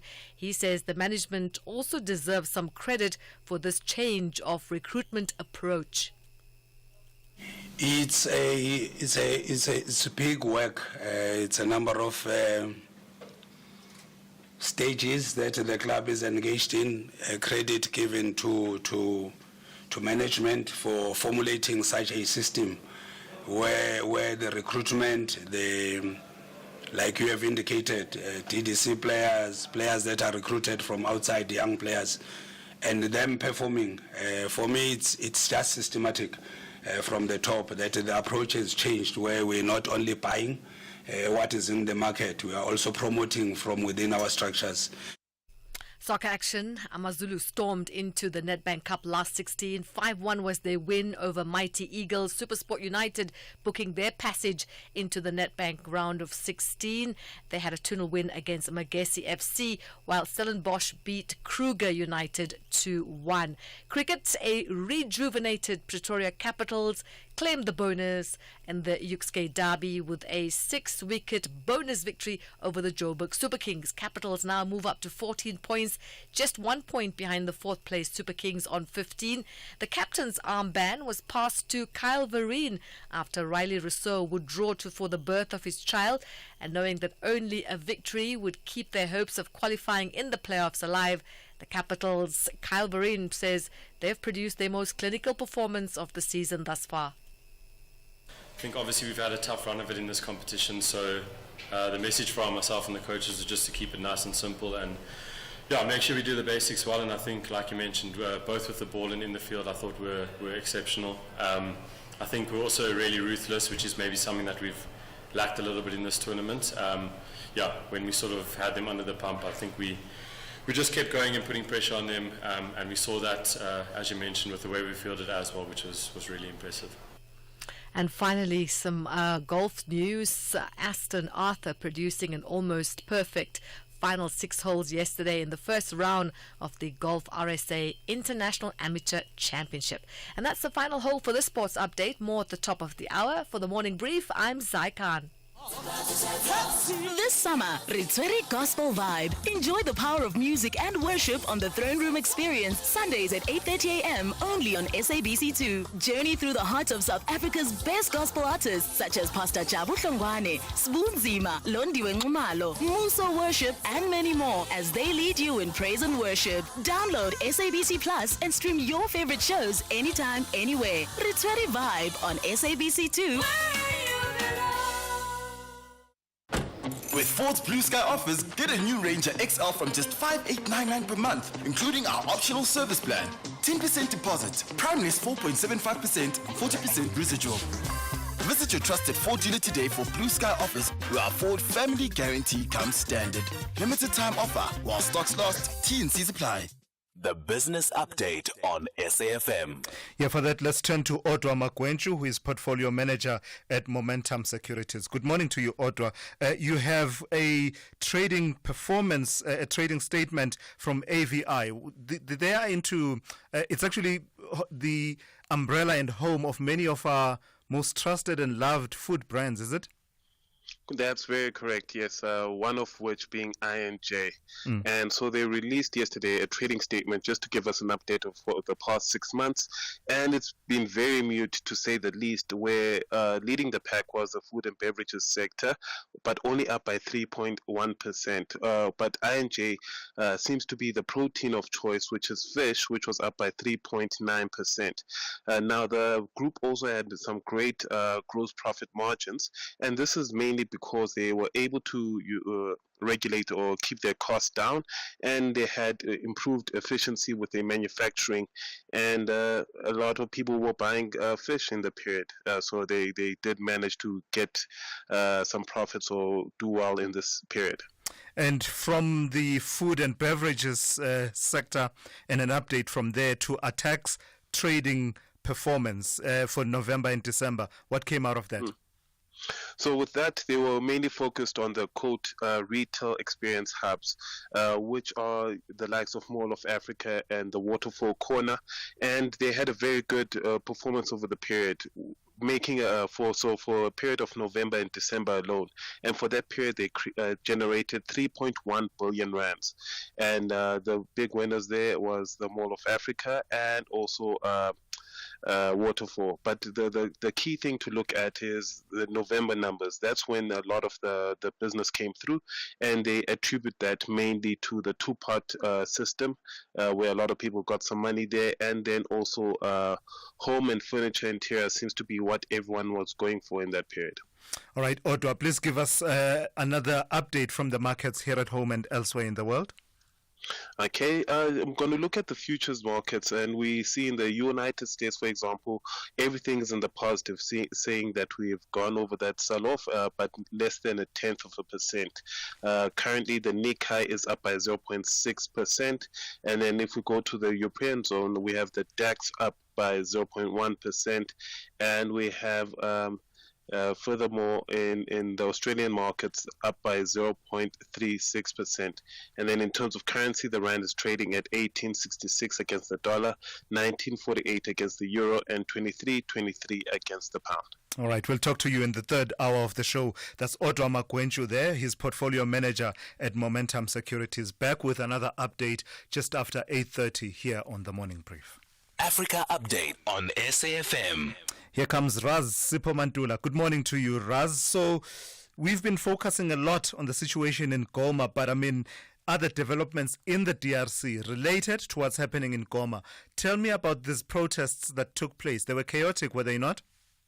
Absolutely, Thulas. Refresh morning and Jumbo Africa to the listeners. Thulas, as I've been listening, I'm very humbled that at least we have put Africa agenda back into our national media consciousness to talk about DRC.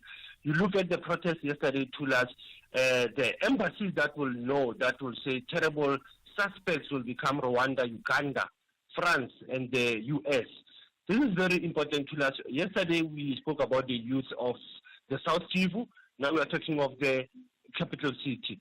The linkage here is that, Thulas, those civil society members and the youth accuses those countries to have been aiding and abetting M23. And also remember that the rebels, this M23, the 23 March movement, have been saying actually the capture of Goma, it leads to the capture of the capital city, Kinshasa. And that's how we are heading this crisis. And we know today, both the AU, the United Nations Security Council, are now having what we call emergency meetings to deal with preventing this conflict. And I think the last part, which I felt that not the media has been dealing with now. In any conflict, there are faces, they are leaders. But you have not talked about this leader, Cornelia Nanga, who was a former electoral management body leader, who turned to be the rebel leader back in 2018, and has been given support by both Rwanda and Uganda.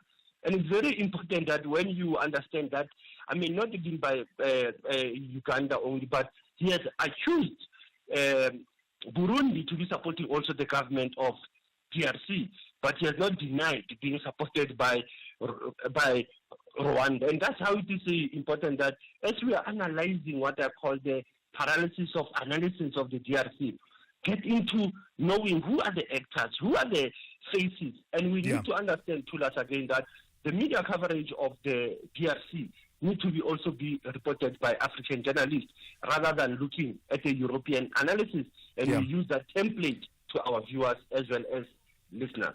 So from the DRC to Sudan, specifically in Darfur, the ICC prosecutor, International Criminal Court, will be seeking some arrest warrants in relation to that conflict. When you see the name KK, you must be worried. Karim Khan, you must get worried to say, who is this investigator and prosecutor who's been investigating the question of Darfur for many years? Now he's saying that he's seeking a warrant of arrest to deal with the Sudan West Darfur region. As we have known, Thulas, that since 2023, the conflict has erupted in the north of Sudan, but also the western part of Darfur. Your Wada Medeni that we've been talking about, the conflict between Sudanese army and the RSF and your Janjaweed Arab militia, it has been causing tension to us. And when you bring ICC, you will recall the 2033 investigation also that our own advocate Dumisa Itsebeza was involved in that matter. But as we know, Thulas, we've been saying, but where's African justice? Are we going to Arusha? Are we going to Gambia to seek African justice? But it appears that the International Criminal Court has become a platform to engage on this crimes of what we can call crime against humanity, impunity that has been going on in Western Darfur. Yeah, and tell me about what's happening in Niger. The president of that country, the deposed president, has been a captive of the military junta there for what, 550 days? Absolutely, Thulas. And now he has an American human rights lawyer who's now pushing for what we call an international campaign to have him released. Remember that Bazoum was dealt by General Chini in Niger, Nime, in 2023 with that coup, Thulas. The issue has been his access to health, his family, and these issues have been brought also at the Human Rights Commission of the UN. But what is symbolic about this, Thulas, is that yes, you have Americans who are on his side, but the ordinary people in Niger, they don't care about the former head of state. The issue is that Bazoum has been involved in many ways. He has tried to go to ECOWAS to push for the intervention, for the sanctions against Niger, but it does not come forth. But now you have an American lawyer who's taking it to the global arena. Yeah. Because of time, Sipho, let's go straight to your historical archives. Take us back to 29 January 1991, a significant moment in our politics. What happened? Absolutely, Thulas, and both of them are no more. They've passed away. This is the late President Nelson Mandela and the Prime Minister of the Zulu Kingdom, Mangosuthu Buthelezi. It was for the first time they meet, Thulas, on this day, and we remember that meeting was also known as the Royal Hotel Minute, where they expressed their commitment to cultural tolerance and call for the security forces to play an effective peacekeeping role. So you can see the word peacekeeping, Thulas, it didn't come back. In the late 90s, even in the DRC, we are still contesting whether it's a forced intervention, or are we keeping peace, or are we creating conflict in the African continent. Asante sana, Thulas, as I was leading the conversation, SFM, observing the Education Month. All right, thank you for that. That's Sipho Mantula there with your Africa update here on The Morning Brief. SAFM, guiding you through the rush hour traffic. Crash coming into Joburg on Main Reef Road this morning between Industria and Crown. So there's a bit of a queue coming down towards that crash in at Dorado, or Production, if you like. The M1 North and the M2 west into Crown, very heavy backlogs, we've been saying, trying to avoid it this morning. The Mike 1 from Monday, the M2 from Benrose, and then you get into the Crown and you stay in traffic all the way through to Parktown. Then it gets heavy again up through Melrose on your way through towards Santon. So lots of traffic jamming on the Mike 1 North north. Lights are out this morning. It's a new one, William Mandela and Slow, and that causes havoc not only leaving four ways across the bridge into Bryce, but also for motorists coming off the highway. Got no chance of getting into William Mandela with any ease. And Vic Coppin Road at Douglasdale, a crash there, so quite a big queue from North Riding on your way through towards the four ways area this morning. Collision on the N14. This is the high crash zone this time of morning. N14 Krugersdorp Highway before the Brockfontein interchange on your way to Pretoria. Traffic on that 14 is backed all the way to the R55 Pretoria West exit. Durban's N2 north, slow going up through Spaghetti Junction. Queues almost as back as far as the M7. Once you get through that, it looks okay up through that other tricky spot through Gateway. The M7 into Pinetown stays busy with queues from Hans Detman. Moving in towards the St John's Avenue Bridge territory area. Cape Town crash, N2 into town at Rapenburg Road. Traffic remains heavy from the airport. Crash on the R300 north at Stellenbosch Arterial. That's a big backlog from the N2. And if you're using Baden-Powell this morning, it's open. Some reports of sand at Monwabisi, but not really causing any problems. And then a crash before Strandfontein Road, causing a delay for Muizenberg bound traffic. Rob Byrne, SAFM Traffic. Owning a small or medium-sized business takes courage, skill, and determination. The Clientele Legal Business Plan is there to protect, guide, and assist your business in managing the legal risks. Let us handle your labor matters, employment contracts, CCMA referrals, and so much more. Our team of professional lawyers are standing by to assist you. SMS SAFM to 42770. That's SAFM to 42770. Clientele General is an authorized FSP and licensed non-life insurer. T's and C's online. Standard rates apply. Fly Sapphire is proud to share that we've been named the most on-time airline in Africa and the Middle East for a second year in a row. This award by Cirium, the world's leader in aviation analytics, is proof of how important your time is to us and how we genuinely care about getting you to your destinations and loved ones on time, every time. Because each second saved is a moment gained, and we strive to keep making every moment count. Fly Sapphire, for the love of flying. Call Thulasizwe now. 086 000 2032. All right, let me take one or two of your calls and perhaps one or two voice notes at this point. Let's speak to Colbert. Is it Colbert or Colbert, like Stephen Colbert? Good morning. Colbert. Good morning to you, Colbert, in Limpopo. You want to talk to me about the SANDF? Yes, Tulas, I think I'm hearing you interviewing some different people there. But I think as SAFM, you are owing us to hold accountable like a minister or deputy minister, so that we could question him or her. Gotcha. There. So I agree. just because if our soldiers are not allowed to fight there, so why do they send them there? For them to watch, for them to be killed, not even act anything else. It's such, I don't, it sounds useless when I look on my side.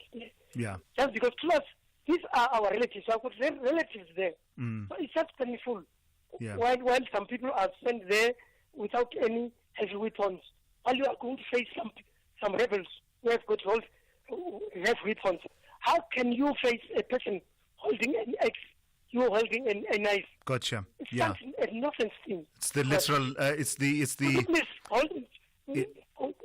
Invite the deputy minister or a minister. Yeah. this week. Gotcha. So Colbert. we listeners, we have to question him. Gotcha. The executive authority is what Colbert is saying.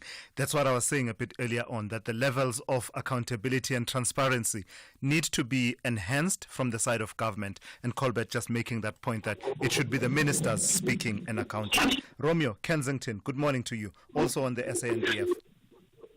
Yes, good morning to you, Tulas, and also ASFM listeners.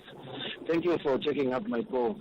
I wanted to talk about this issue that you have been discussing with the general earlier on about the equipment of SNA MDF in DRC.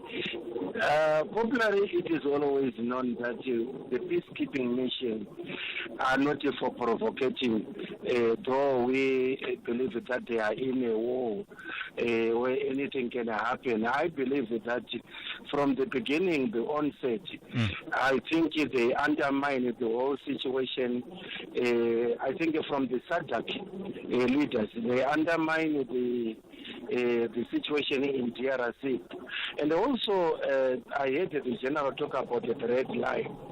Truly speaking, yes, the rebels really misbehaved themselves, crossed the line, and their way of trying to attack or provoking the peacekeeping mission, because there is always a flag that reflects that this is a peacekeeping mission, because that ship is always flying around wherever they are camping. So I wonder why they did that. That is why I said, Rwanda, when they deploy military in Kabigado, their reasoning possible. It's an intelligent way of studying how such a wrong it is. Romeo, thank you for that. That's Romeo in Kensington. Of course, part of the context there, Romeo, is that the mission did have a bit of a modification of its mandate when it became the Force Intervention Brigade, as you heard from earlier on from one of our analysts who was saying that the mandate was now about also ensuring that almost like peace enforcement and fighting and supporting the Democratic Republic of Congo military against rebels. Chris Harting is the DA spokesperson on defense and has just called into the show. Good morning to you, Chris. What's on your mind? Also the issues around the SANDF, I imagine. No, obviously it's very burning, and you certainly encapsulated it by saying it's about accountability and information, which is not forthcoming. In the latest, what now has happened, and remember, we sit with people phoning in. They've got been informed that their family members have been injured. They don't know where they are. They don't know how they will be coming out of the DRC. And even the families with the deceased don't know what's going to happen. And still there's an overwhelming silence from the minister and from the president. And last night at 10 o'clock, our chairperson of the Defence Portfolio Committee cancelled the scheduled Portfolio Committee for 10 o'clock this morning, 12 hours before, in what appears to be another running away from accountability. This is simply not on. We now need answers how our soldiers are going to get out of the DRC. Will it be through Rwanda? What's going to happen? We need to know what happened to our injured soldiers and how the deceased will be retrieved. And then, obviously, there's the accountability for what has happened and the scandalous situation that is unfolding. So we have called on for a special debate in Parliament, and we've written to the Speaker, and we've now also asked for the President to address the nation. Thank you for that. That's Chris Harting there. He speaks on behalf of the DA on matters of defense. And part of the context, I guess, is that there's talk of a briefing. We'll confirm in just a moment. I believe there's a briefing that will be held by the Minister of Defense at some point. Thabiso in Bloemfontein, good morning to you. You want to respond to the SANDF and what they've told us about the situation in the DRC? Yes, morning to Thulasizwe and all the listeners. This guy doesn't inspire us as a nation. The way he responded to you, to answer your question about the attack on the M23. The country is in mourning. We have lost 13 soldiers. So what we want to hear from him is what will be the response from the SANDF. I agree with the general. The M23 has crossed the red line. So there should be consequences on their actions. So they have attacked us direct. This is no longer a peace mission. It wasn't for the first time, by the way, Thabiso. Hey? I did a timeline a few days ago on this issue. There have been several instances where mortars have been fired into South African bases. So it's not the first time. If we're calling it a red line, it's been crossed many, many times.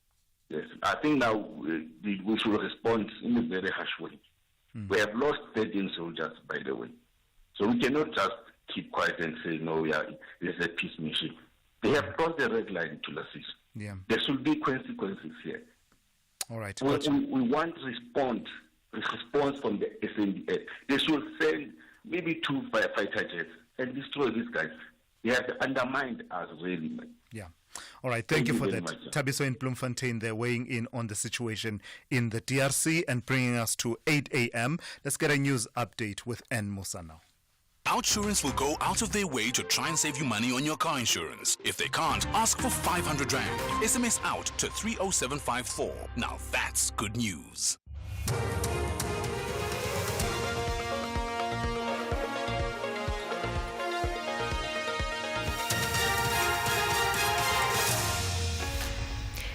In our top stories, Defence Minister to brief the nation on deaths of soldiers in the DRC and 12 suspects accused of killing 5 people in Inanda back in court. Good morning. Defence Minister Angie Motshekga will brief the nation today on the 13 SNDF members killed in the DRC in recent days. This was revealed by ANC Secretary-General Fikile Mbalula at a media briefing yesterday.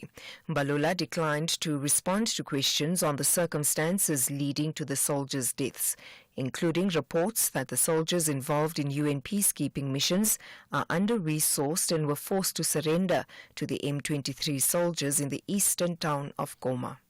Our soldiers in the DRC are there for a peacekeeping mission. They are not acting alone.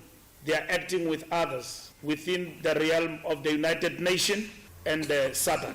We have done that in many other countries. And there are military protocols when it comes to armaments that guide nations that lead peacekeeping missions in this regard. So sweeping statements that our soldiers are unarmed and all of that, we defer to government to answer. And we have been assured by the minister that this will happen tomorrow. Transport Minister Barbara Creasy has expressed great concern about the torching of over 50 Patco buses in the Nkangala district in Mpumalanga on Monday night. A group of unknown armed suspects targeted several depots in the province. 2 employees were injured. Mpumalanga police have arrested 2 suspects in connection with the incident. Transport spokesperson Colin Msibi says the attack on Patco buses has a huge impact on the economy. Patco's bus fleet plays a key role in moving about 200,000 commuters a day, with its biggest operation being in Mpumalanga. The Minister and Deputy Minister have thus characterized the act as economic sabotage, given the critical role that the bus industry plays in the mobility of the workforce in the country. The Minister has instructed the department to organize an agent meeting with NetJoint to discuss this matter and develop necessary integrated response. A 15-year-old boy has been sentenced to 10 years direct imprisonment in the Blue Downs Magistrates Court in Cape Town for fatally shooting a 14-year-old girl in 2023 who refused to kiss him. Naima Marshall was visiting her aunt in Easterrivier when she was killed. Police spokesperson Wesley Twigg says the boy was also sentenced to 3 years imprisonment for the illegal possession of a firearm and 1 year for the illegal possession of ammunition. The case was assigned to Provincial Organised Crime and Anti-Gang Unit detectives who built a strong case by collecting evidence and witness statements to present before court. The accused was found guilty on 28 November 2024 for the charges that were brought before court. He remained in custody for the duration of the trial, and it was proven beyond reasonable doubt that he was guilty of the murder. The sentences imposed will run concurrently. The bail application of 12 men accused of hacking 5 people to death in Inanda and Durban earlier this month is expected to take place at the Ntuzuma Magistrates Court today. They were arrested hours after the discovery of 5 bodies dumped at a local sports field in the area. The arrest led to a series of protests with community members calling for their release. Many community members say the accused should not be held accountable for protecting them from so-called criminal elements. The University of Mpumalanga in Mbombela has reached its capacity for student intake for the 2025 academic year. The Deputy Registrar Nogukanya Shongwe says the university already has over 15,000 students on its waiting list, which will be looked at after registrations are done. More than 200,000 students applied, however only 3,300 have been admitted. Shongwe elaborates. So those that haven't applied, at this stage, we are not entertaining walk-ins at all. So walk-ins are something that at the University of Mpumalanga we are not entertaining. And that is the reason you can see that compared to last year, there is no queues, there is nothing. Because we've already done our offers, we have already responded to our applicants. Recapping the top story, Defence Minister Angie Motshekga will brief the nation today on the 13 SANDF members killed in the DRC in recent days. For SAFM News, I am Anne Musa. Those were the top stories for this hour. Don't miss out on a possible car insurance saving. SMS out to 30754 for a quote. Outsurance, where you always get something out. This January, to save money, you could cut back on the family price, or you could switch to Outsurance and save on your car insurance premium. Get a quote, and if Outsurance can't beat your car insurance premium, ask them for 500 Rand cash, and make that 1,500 Rand cash if you've been claim-free and with the same insurer for 3 years. SMS out to 30754. That's out to 30754. With Outsurance, you always get something out. A licensed insurer and FSP. T's and C's online. SAFM, guiding you through the rush hour traffic. Two crash scenes on the N14 for motorists heading up the Krugersdorp Highway towards Pretoria. One by the 511 exit at Diepsloot. There's a delay. And then shortly thereafter, another crash before Brockfontein interchange. And that's a heavy queue back to the R55 Pretoria West exit. Also a crash, 6 vehicles involved. R21 northbound at Monument Park. On your way to Pretoria on that route, it's quite a heavy queue as well. Collision now on the N1 South at the off-ramp to William Mandela. So some delays coming into that. Northbound stays heavy because as you off-ramp at William Mandela and turn across the bridge, there's no traffic lights at Sloane Street on the Bryanston side, so it's dreadful. Entry north Germiston to Edenvale is bad. There's a breakdown at Modderfontein Road. The Mike 1 this morning, all the way to Santon, absolutely jam-packed. Durban's M4, Blue Lagoon up to Virginia Airport on your way towards Mhlanga is very heavy. And Cape Town still dealing with 2 crashes, one on the R300 north at Stellenbosch Arterial. Delays turning off the N2 inbound onto that route up past Delft. And a crash being attended to on the N2 inbound at Rapenburg Road, keeping traffic pressures heavy from Robert Sebukwe roadside. Rob Byrne, SAFM Traffic. A very good morning to you in your SFM Sports Headlines. Soccer, Orlando Pirates first team coach has sent a warning to Kaizer Chiefs ahead of the Soweto Derby. And in cricket, Chad Mason's 4 wickets on day 3 has left the first youth test between South Africa's under-19 men and England evenly poised. We'll have details around 8:30.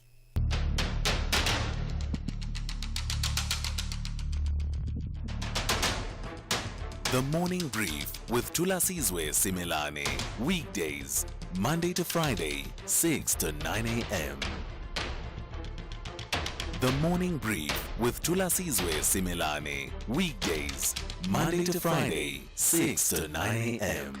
It's just gone 8 minutes after 8 on this Wednesday. Good morning, South Africa. This is the Morning Brief on SAFM. You probably will pick it up in my voice. I'm in my sweet spot this morning. I'm in my sweet spot. This really is, I'm like, what do they say? A kid in a candy store. And that's because I can see just how much the conversation is buzzing in terms of your contributions, your engagements, challenging, pushing back, and testing out each other's reasoning and thinking and positions, really positions held on some of the issues that have come up. I will in a moment make as much time as possible to engage in the conversations with you. All your WhatsApp voice notes, I see them to my screen, on my screen here, as well as the calls that are coming in. Much of the conversation, rightly so as well, has been about the SANDF deployment in the DRC. The number of people, of soldiers who have died in the recent bout of fighting in the eastern DRC now stands at 13. And I was asking earlier on if you are any clearer as to the state of play and the role of the SANDF in the DRC, not just broadly in terms of the entire mission of the UN and SADC, but right now, what are they doing? Because the statement issued by the SANDF in light of the recent fatalities is that they've retreated to their base in Goma, and basically they're not engaged in fighting. The 3 fatalities were as a result of them being caught in the crossfire between the forces of the government of the DRC and the M23 rebels. And indeed, we spoke to Spiwe Dlamini of the SANDF, who gave an outline and his understanding of where things stand at the moment, as well as some accountability around issues of resourcing. And so a lot of you are reacting to that. But earlier on, I had asked you that in light of the allegation that the M23 rebels are being backed by Rwanda, an allegation that has not been denied with any force, really, and it's being made by such people as the United Nations, the Security Council, various other countries. What is your position now about the adoration that the Rwandan President Paul Kagame enjoys among some South Africans, as well as Donald Trump? Of course, I threw that in a bit earlier on in light of the pause in foreign assistance by the U.S. government that has been ordered by the new President of the United States. Feel free to weigh in on these or any other issues that may be on your mind this morning. The number to dial 086 000 2032. Your WhatsApp voice notes, I'll take those on 061 410 4107. This is SAFM. We are leading the conversations that move us. The third hour of the Wednesday edition of the Morning Brief starts now. Whether you're having a morning or a morning, you woke up like this or like this. Mornings love McDonald's. So, choose happy and enjoy a short filter coffee for only R14.90 at McDonald's. What's not to?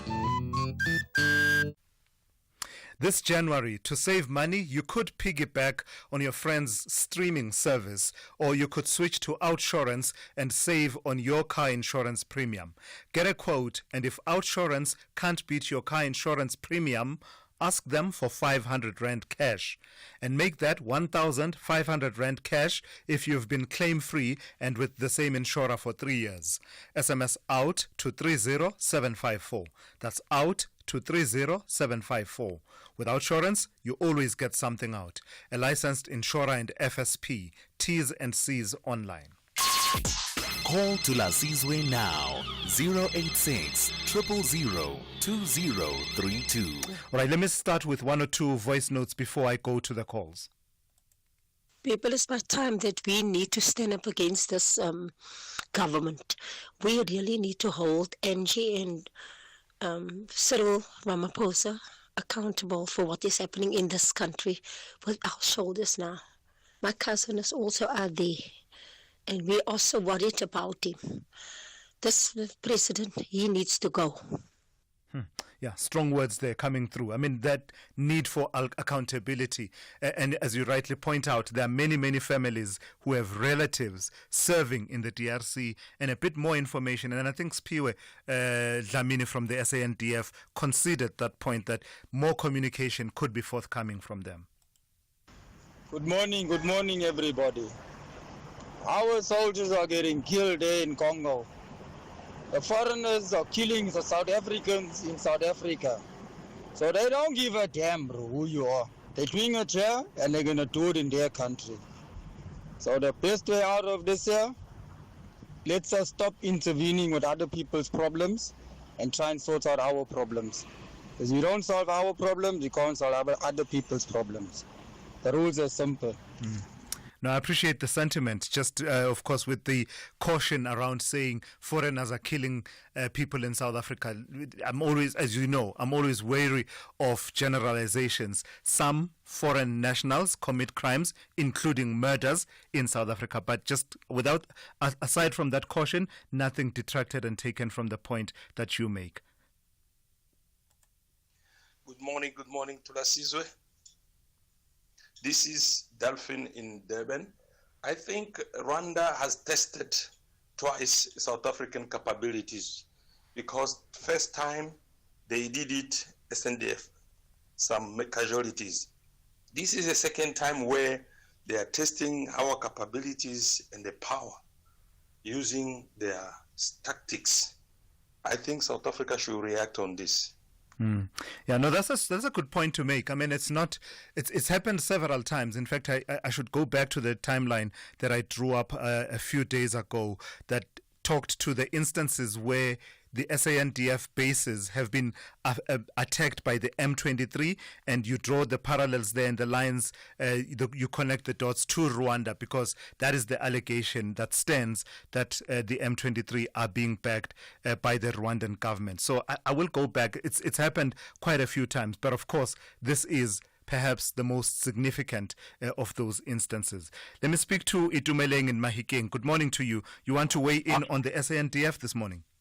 Yes, Thulasizwe, my brother. Look, you know the characters of coup around the world. They will target communications and the airport. At least I picked up today that our guys have retreated to the airport. And it's confirmation that they are now in more danger than they were before, because M23 wants that airport. So, and the problem is South Africans in that airport. They will be attacked again.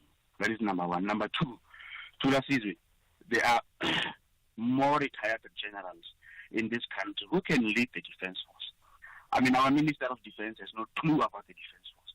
Why did we put her there in the first place? We don't have a reason to have NG there. Why can't we put career servicemen to lead the defense force in this country? I mean, it's very important to have a leadership that understands the need. You know, I was listening to Malusi Gaba in Ashraf's program yesterday. He was saying they want to summon the head of the defense force and the minister to come and account. How do you do that when you were part of a parliament, the National Assembly, that adopted a defunded budget for the military, and you want to call the same comrade of yours to come and account to you why the military is vulnerable in a foreign country? What is happening? They're taking us for a ride. I mean, Thulasizwe, these people have cut the budget. Now they are calling each other to come and make each other account for what they did. They must collectively take responsibility about what is happening in the DRC. That's my point. Thank you for that, Itumeleng in Mahikeng there. Let me take a call from Luba in Gugulethu. In fact, Luba, if you don't mind, let me come back to you in a moment. Let me just take these calls that have to do with the DRC. I'll come back to you in a moment. Don't drop. I realize that you want to raise a completely different topic. Thomas in Newcastle, good morning. Also on the DRC and Rwanda.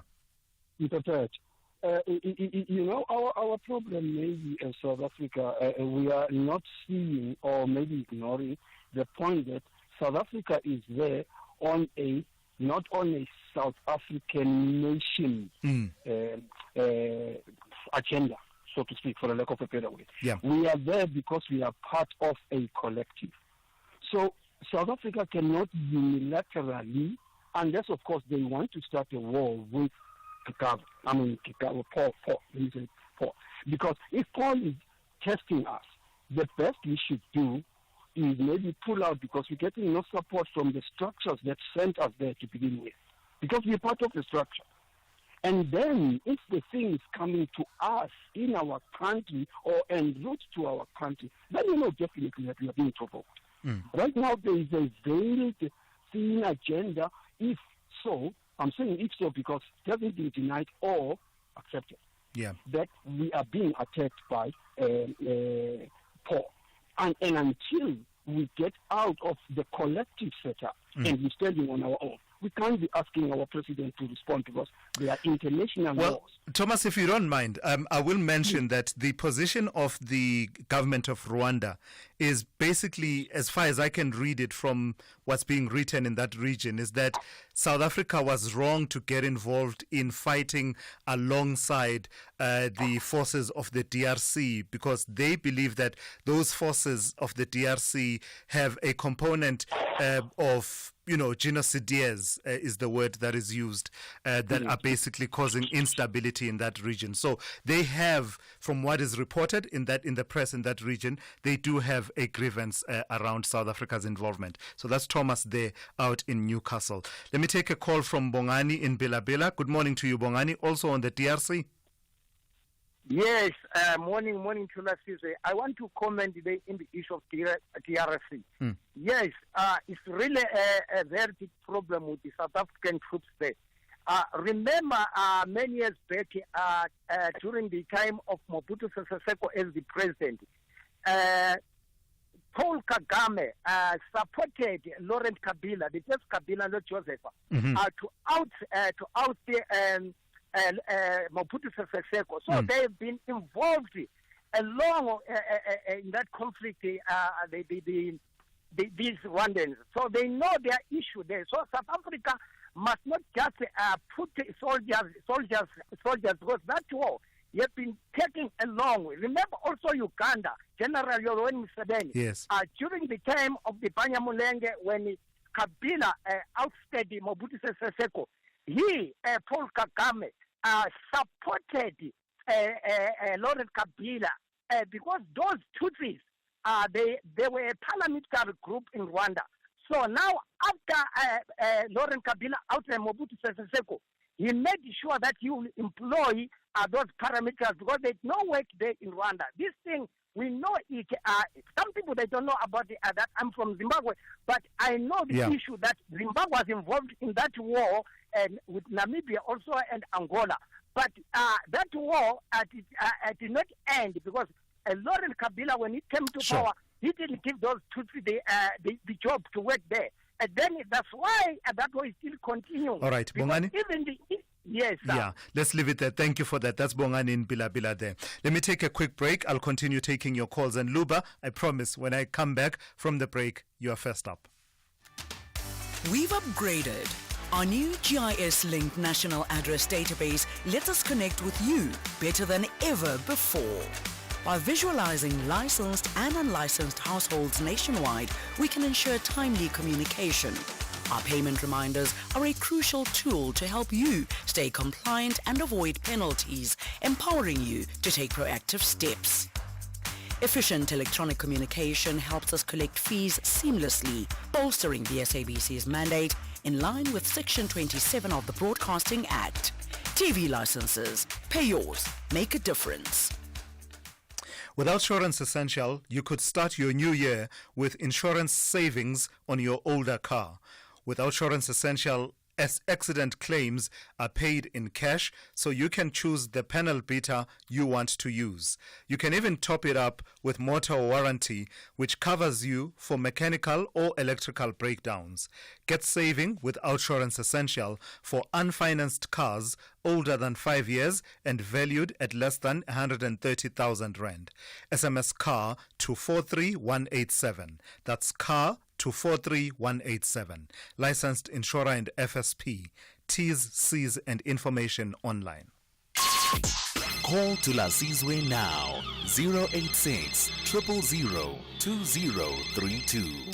All right, let me take a call from Luba in Guguletu. Good morning to you and thank you for holding. You want to raise the issue of a rise in racial tensions in this country. What's that all about? Yes, Thulas. Lately we've experienced a spike, especially on social media, of racist posts, slurs, particularly coming from white South Africans. It's very hardcore, and it's increasing. I don't know if they've noticed, but they don't they don't joke on social media. No, it's straight up racism from these Afrikaners and white South Africans, and it's becoming so bad that I've noticed that I've got colleagues from the UK and New Zealand and the other white people around the world. They don't particularly like them. The racism is hardcore, even to an older racist from the UK or to the US. It's like we've inherited a very racist white people in this country, and it's terrible. I mean, even look at how they're doing with this new Uber. If you can't speak Afrikaans, then automatically disqualified to work. There's got this Orania, and every time they're mentioning Cape Town, they compare Cape Town with other cities like Durban and Joburg. Cape Town has always been beautiful, to us. I was born here in Cape Town, fortunately, and I've seen it, even under the ANC, it's always been like this. Of course, there's maintenance involved in the background, but DA never inherited a dilapidated Cape Town. It's always been beautiful, but they act as if because of now it's the DA. Oh my God, Cape Town is this wonderful place. I hear you, Luba. You're raising a whole lot of issues there. I would say, Luba, just on the racial tensions, especially on social media. perhaps there's room for more activism on your side as well, because the laws do exist to actually hold people accountable. And I think we have a track record where people picked up something on social media that violated who we are as a country in terms of race relations, and ensured that it's taken up by the relevant structures, Human Rights Commission, the Equality Court, and the likes. Jonas and Joburg, good morning to you, and thank you for holding. You want to talk to me about terrorism charges, I believe. Is this to do with Ziad Horzuk? Yes, Tulas. Yes. Tulas, look, from what I've been reading, apparently the Ziad Horzuk gave money to an organization, a charity organization in Syria in 2017. At that stage, that charity was not designated as a terrorist organization. That's number one.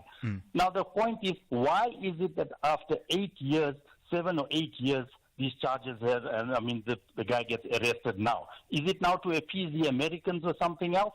You know, that's number one. Number two, he got bail only yesterday after being incarcerated for 2 weeks.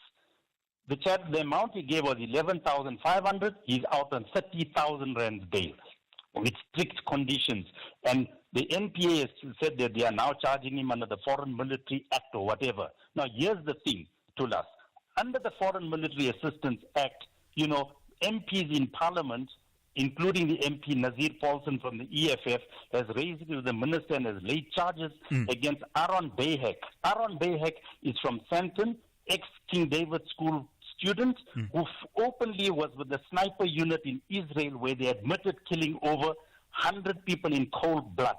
Why is the NPA reluctant to charge Aaron Bayhek and others who fought in the IDF? I think you need to bring in the NPA, because do they pick and choose who they're going to charge and what are they doing? That's a good suggestion. Yeah. And lastly, the same leader of Syria today who's there, Jolani, he had a $5 million bounty on his head. Today, every leader of the world is embracing him. Gotcha. So, when is a man a freedom fighter and when is he a terrorist? Yeah, one man's freedom fighter is another man's terrorist, as the saying always goes. I think you need to bring in the NPA in here to Yes, thank you for that. Thanks. That's a good suggestion. It would be good, actually, to talk to the NPA about prosecutions for Foreign Military Assistance Act violations, as well as that act with a long title, what we call the Terrorism Act.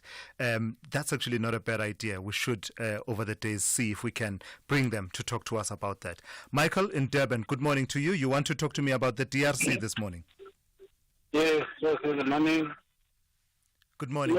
Yeah. I want to say that that guy you interviewed earlier on called himself a spokesperson for FNDF. Absolutely, he said nothing. You ask specific questions, he's not answering. If M3 rebels are advancing, coming to you, and you are going back to your base, what does it mean? Does it mean that you are not coping with the war? In simple terms, does it mean that now you can't even fight? Your opponent is advancing and you are retreating back to your own base. Yeah. It means you can't win a war, you can't fight anymore. All right. So, I've just listened to the interviews by Clement Manyaselete interviewing the Minister for Defense. I don't even know what he was saying, because we are getting too many statements from this guy. They are not speaking in one voice. Yeah. Simple thing they should be doing is that go and call back our soldiers back, or go and arm them and equip them. All right, Michael, let's leave it there. Thank you. I believe maybe today, Michael, we might get more of those answers when the Minister of Defense briefs the nation on the situation in the DRC. Let me take a call from Wonga in Matatiele. Good morning, Wonga. Also on the same issue, there's the SANDF. Sorry, Tulas. No, my issue is about the tender irregularities in Alfred Nzo District Municipality. Okay, please go ahead. Yes, this particular company, a tender was issued on May 2023. This company didn't have qualifications, didn't have experience, but it lied to say it did a job in Amtata, which is under OR Tambo. But when it was investigated, this company never done any job there. But it progressed, and the biggest rumor is that the district mayor of Alfred Nzo has a hand in this, so that this company has to be pushed until it won the tender. It did score 65 points, and it was competing with another company that scored 95 points, with 15 years experience, with everything, attachment and everything.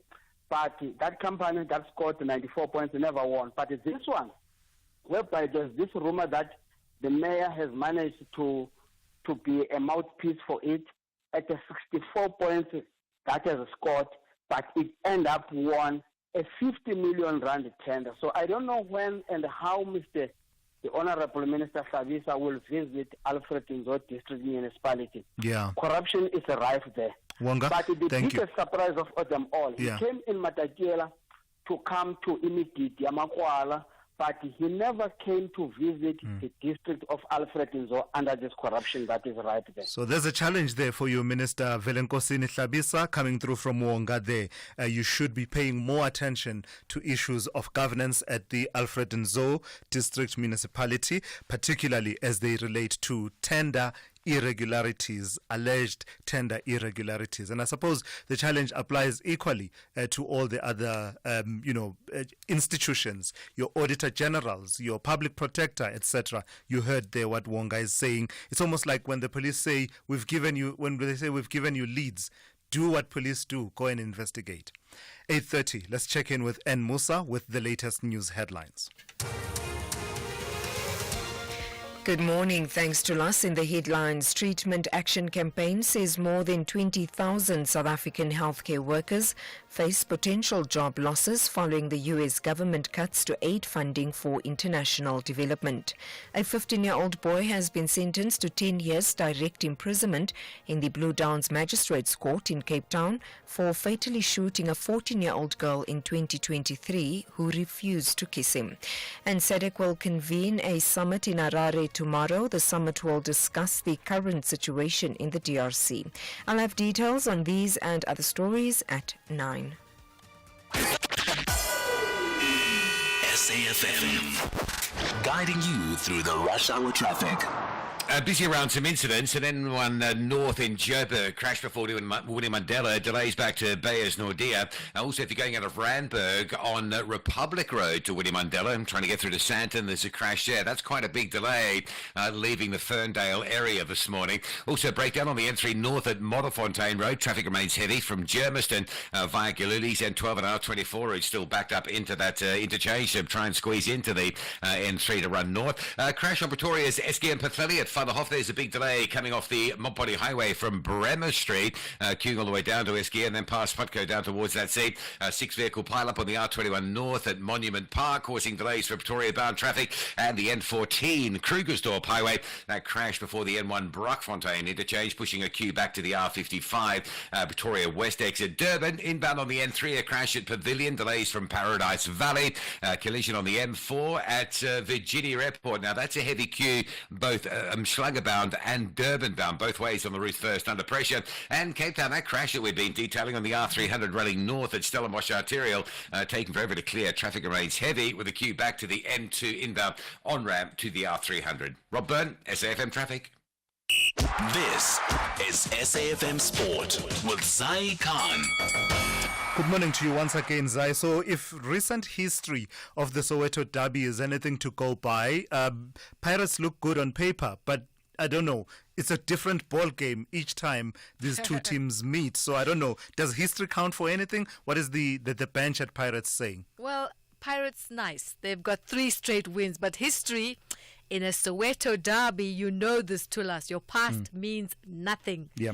It's form that will count on the day. So I don't know what's going to happen. Will the youngsters steal the show? Because I feel like Chiefs and Pirates will be fielding, similar kind of players, youngsters from the academy. We'll get to hear from the Orlando Pirates camp, the assistant coach, Mandla Nsikazi, saying the game won't be won on the past results, but who shows up on the day. His side has beaten Chiefs 3 times in a row. They sit 6 points ahead on the table. He insists, though, it means nothing. So the mind games are already happening, and the teams will be feeding lineups with young players from the academies. Let's hear from the Pirates assistant coach. It's impressive what our team has done. In one match, we played 7 DDC players. the opponents are also doing the same. For me, the experience that they've gathered in us playing in Africa and playing them against the biggest teams in Africa, I think it's enough experience. I don't see them being overshadowed by the moment.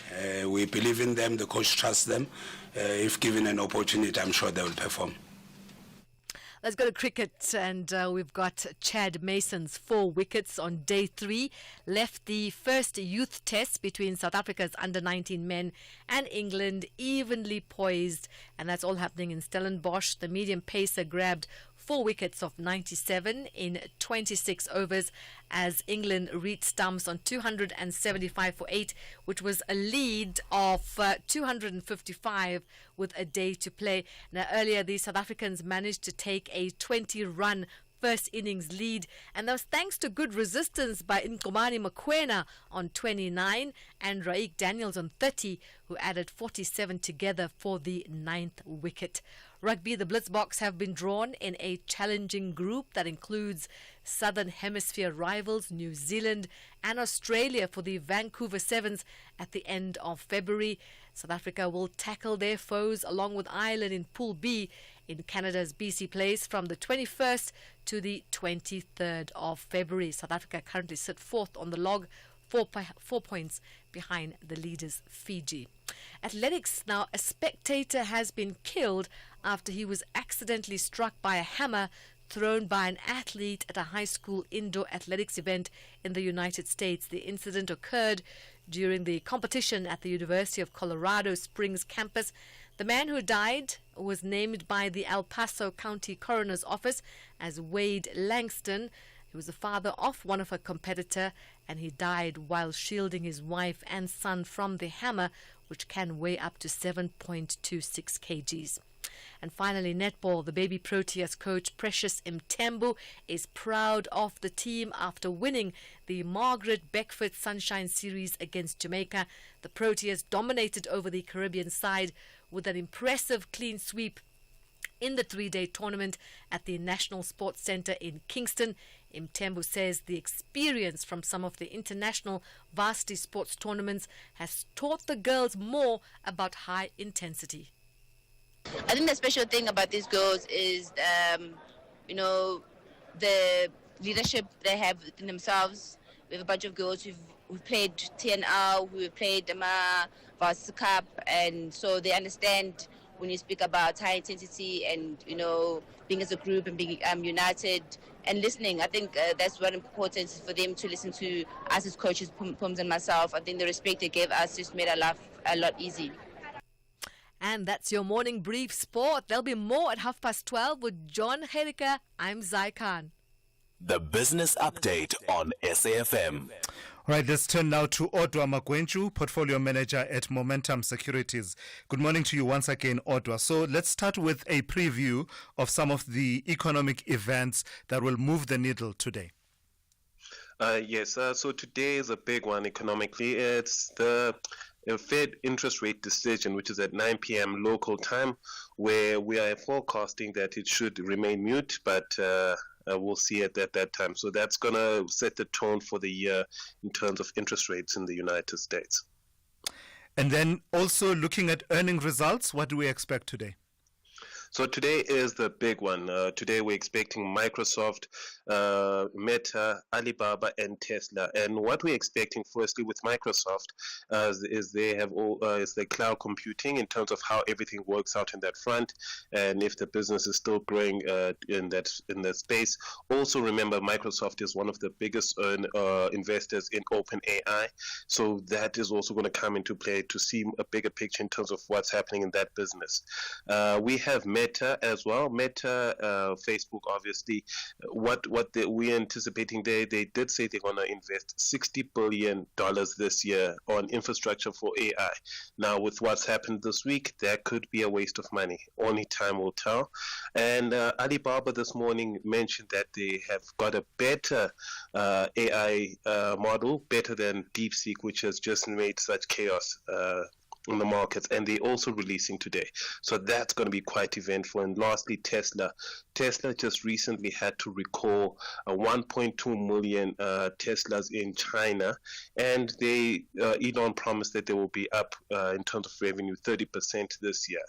Did it deliver? That's going to be seen later today. Yeah, that's going to be interesting to report on tomorrow. Finally, Otwa, what kind of a day are we looking at in the markets here at home and elsewhere in the world? Starting at home with USD, the rand is strengthening across all major currencies, currently at 18.63 against the dollar, 19.46 against the pound, against the euro, and 23.21 against the pound. We are seeing the futures opening up, the top 40 futures by 0.38%. So it looks like the South African market is going to be strong. Overseas, still green in the United States on the futures, with the Nasdaq up the most by 0.38%. Japanese Nikkei up by 1.3 as we speak, and the UK opened in the negative, down by 0.06%. Yeah. Otwa, tell me, tomorrow you're not with us, are you? Ntauleng should be back. I think she's back tomorrow. You think so? Did you enjoy it?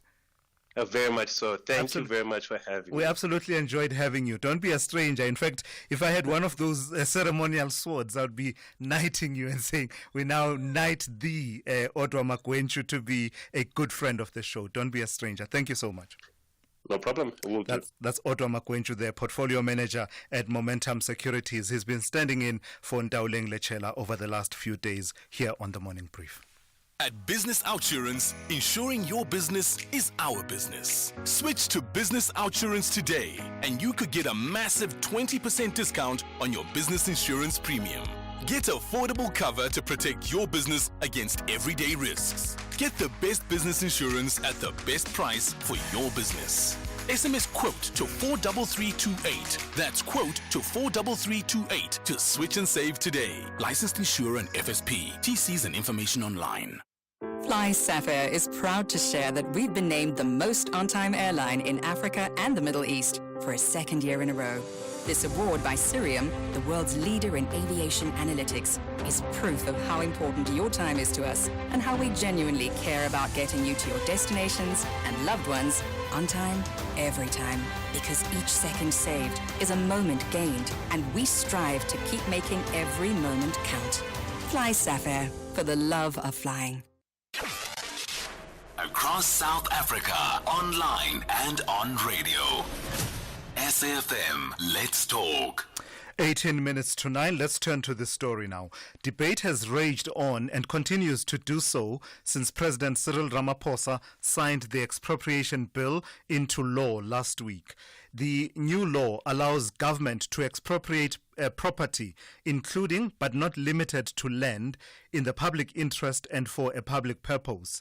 As a result of ongoing debates about what this means, the Government Communication and Information System has been providing clarity on how the bill will work. Let's welcome Nomonde Mnukwa, who is the Acting Director General of GCIS. Good morning to you, and thank you for your time. So I guess the starting point is to ask what this bill is and what it is not, in the context of one being land reform, the other being, expropriation in the interest of development. Which is it? Good morning, Thulasizwe, and all to the listeners, and thank you for having me. Thulasizwe, basically the act, because it's no longer now. Yes, the act. Yes, the act itself. First of all, it seeks to repeal the Expropriation Act of 1975, which was contrary to the Constitution. So this one, as a starting point, it makes it a point that it is aligned to Section 25, subsection 2 to 4 of the Constitution, of making it a point that the expropriation it is done in a fair, in a just, and not in arbitrary manner. And basically it is to ensure that the process of expropriation, above every other thing else, it follows through the consultation. First of all, it outlines that, or it prescribes that the owner of the property to be expropriated must be notified, and that's the first part. But also the valuation of the property must be done properly as well. So it outlines the steps or the processes to value the property to make sure that the compensation of the expropriation is in a very fair and just manner, in a nutshell. Yeah. But also it is to make it a point that, as it is saying that we expropriate for the public interest or the public purpose. So it makes it a point that land reform is one element of causes of expropriation, but also when we want to do development for economic purposes of the country, or for employment purposes, or for food security, or for projects which is like your infrastructure improvement, so, the state is enabled to be able to expropriate. So what do you believe accounts for the confusion that it is perhaps solely about expropriation without compensation? That phrase. Do you believe that some of the mixed messages coming from within the executive itself, including from the Minister of Public Works and Infrastructure, have contributed to this? Because that minister has gone out and said there will be no expropriation without compensation on my watch, while the deputy minister was saying a completely different story. Could that mixed messaging within the executive have contributed to some of the confusion? I would say, Thulasizwe, we are operating in an era of misinformation and disinformation, and that's a challenge that we face as a country, and not only in South Africa but worldwide.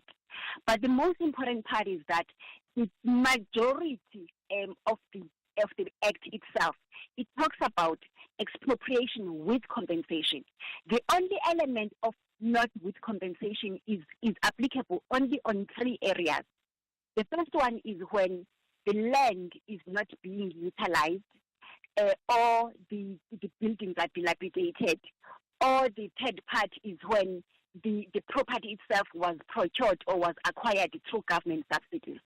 So basically, it is very important that us as South Africans, we also have an understanding that we are at an era of misinformation and disinformation, and therefore it is very important that not only we listen to people when they talk to us, but we look at the sources of the information that we consume, and how best we can empower ourselves as well. So let me then suggest to you, Nomonde Mnukwa, that you will have a particular challenge, that in politics, people don't have time for the niceties of delving deeper into, okay, how is this different from land reform pieces of legislation and the level of detail and nuances that you are talking about? It's about messaging. Once the political message has been packaged that says the government of South Africa will be taking people's land without compensating them, and it's spread as a political message across the world, I say you as GCIS and others who are responsible for communication have a particular problem to try and ensure that, the essence and the true nature of this act is understood even globally with other stakeholders. Would you say that's a fair assessment, that you have your work cut out for you, in that you'll be countering what is a political message where sometimes the nuance and detail doesn't really matter? I think, Thulasizwe, what we found ourselves faced with was the fact that we had taught both the public consultations done by government between 2019 and 2020, the ones that were done by the National Assembly, the ones that were done by the National Council of Provinces. We had thought that information was well received, consumed, and considered by the public at large.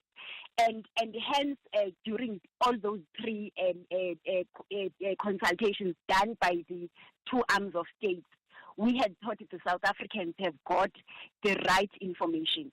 So basically, now we are where, hence I'm in your program as well, because we felt it is not okay that the narrative continued that is not correct. And hence we are getting now partnering with media and also doing our own face-to-face engagements and the social media, just to make it a point that we first of all remind South Africans, because at the time we were doing consultations, both the two arms of state, it was to make it a point that people make oral and written representations in terms of whether they are happy or they are having concerns and so forth. So basically, we take into account the fact that probably there's time lapse in between, but also there are opportunities for us to strengthen our communication. Speaking of strengthening communication, and as a parting shot, Acting DG, are you, as GCIS, satisfied that, and this is completely, off topic, and in fairness to you, I had not given you advance warning that I will ask you this question, so feel free to answer it the best that you can.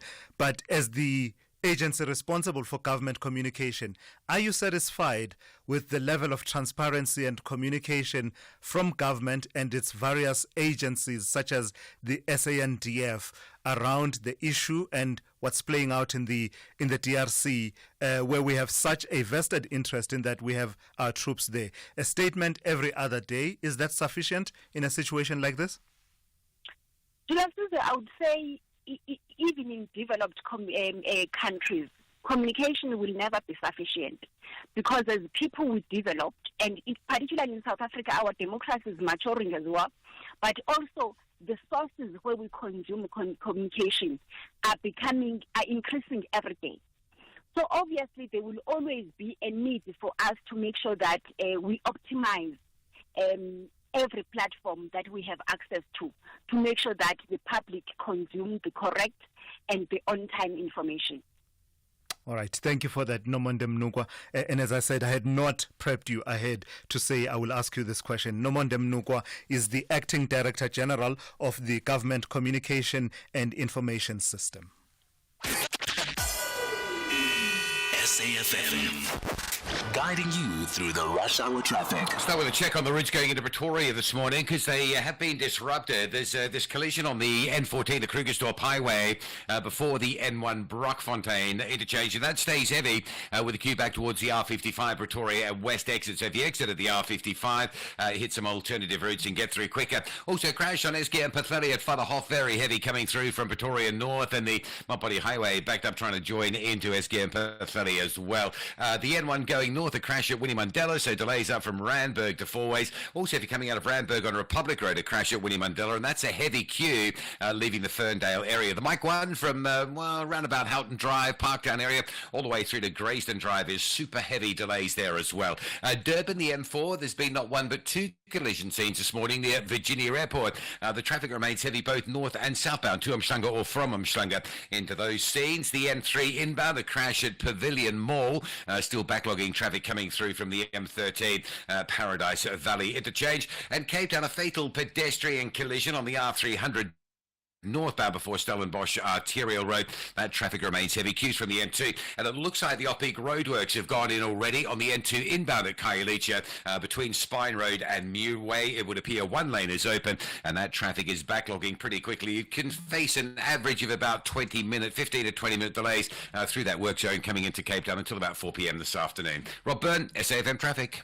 If you think you cannot afford a lawyer, think again. Clientele Legal has made professional legal services affordable for you. Whether it's a civil, criminal, or labor-related matter, we have a nationwide panel of attorneys standing by to assist you. SMS SAFM to 32195. That's SAFM to 32195, and we'll call you back. Clientele General is a licensed non-life insurer and an authorized FSP. Standard rates and terms and conditions apply. The Toffees are well aware that only maximum points will help them out of the bottom half. Lewin, great feat, brilliance, absolutely superbly done. Calvert-Lewin for Everton.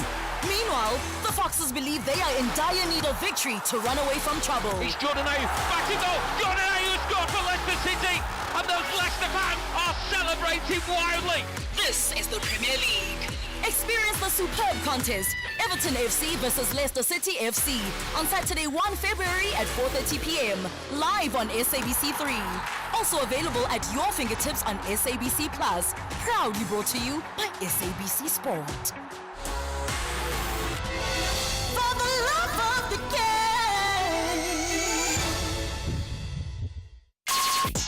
Call Thulasizwe now. 086 000 2032. Yeah, before I take your calls, let me quickly say this. Someone is pointing out that when I was speaking to Wonga, calling in from Matatiele, he alluded to rumors that implicate a person that is identifiable. And in fact, I remember I noted it because I wanted to, we say we sharpen each other's perspectives on the key issues of the day. The whole point was for me to actually push back and challenge Wonga a little bit more. And I didn't do that. That's important to point out, because while the person was not mentioned by name, it is someone that's easily identifiable from their official designation, which Wonga shared. So I do think that, I should have said to Wonga, are you only talking about rumors, or is there evidence? Is there something that's been reported? Is there something that's happening there that can easily be proven? But having said all of that, it doesn't detract from the point that Wonga was making. Absolutely not. If they are suspicious of wrongdoing in procurement in the Alfred Nzo district municipality, Wonga is absolutely right to call for the various people, including the Minister of Cooperative Governance, to intervene in that situation. I thought I should just say that, because I always do that to try and challenge people a bit more to say, substantiate what you are saying. And in this instance, perhaps I didn't. Sfiso in Brits, good morning. You want to talk to me about expropriation this morning? Yes, Mr. Thulas, how are you? Very well, how are you? May you engage me on this, basically, just two things. We have seen Russia claiming land in Ukraine, hence the invasion. And then we have seen right now here what is happening is I've got a group of these historians, right? So they asked me that now the expropriation, how far does it go? Because we have got the claims that historically countries like Lesotho, countries like Swaziland, which are our neighbors, they have a claim historically in the boundaries or for land in South Africa. Yeah. So now, does that actually now cater for them too? Can they come claim as we are also claiming for our land? No, not at all. Not at all. I would hope not. That is settled, as far as I understand, at international law level. So a country will then lodge a claim and say, look, these people over so many years took a portion of our territory. We have a grievance and a dispute, and that follows a completely separate track altogether. Okay, because I couldn't answer that, so hence I wanted to inquire as to how far does this go? Yeah. Yeah, because I also wanted to put it to the departments. Maybe we can go by those countries and be our provinces as well. Man. Now you're sounding like Donald Trump now, who wants to buy Greenland. Thank you for your time this morning. That's Fiso there in Brisbane. He wants to buy some land, to add to the provinces of South Africa. Vincent in the Western Cape, good morning. Serious matters, the DRC. Good morning to you, Mr. Simelane, and to all of our listeners in South Africa. Okay, I am worried, Mrs. Simelane, with our security in South Africa. Don't you think South Africa is being exposed as vulnerable? Given what happened in Copa Delgado, there when Rwanda, we also faced Rwanda there, and they also gave us a wallop in the face. And now it's second part again in DRC, in Goma.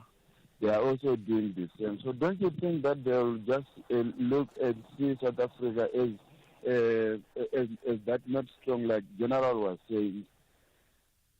Yeah. Vincent, when you say we faced Rwanda in Cabo Delgado in Mozambique, what do you mean? What do you mean by that?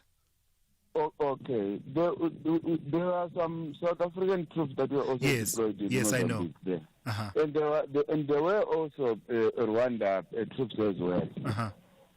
And to my understanding, there were some clashes as well there until that time when even Mr. Kagame himself visited Mozambique then. I see. Yeah, so when we started off there, we didn't fare well there. Yeah. And now again, now it's a repeat of the same thing again. So I am now a skeptical man, Mr. Simelane, that gotcha. Don't they just think South Africa is like we are that weak? All right, got you. Vincent, I've got to move on. I'm not sure about the actual facts of the situation that Vincent is describing there, but I take the point that he is making. Stephen in Pietermaritzburg, good morning to you, also on the DRC. Good morning, Thulasizwe.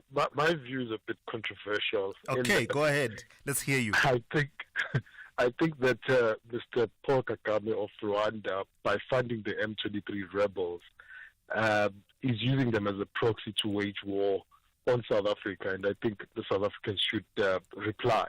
That region has been unstable for a while.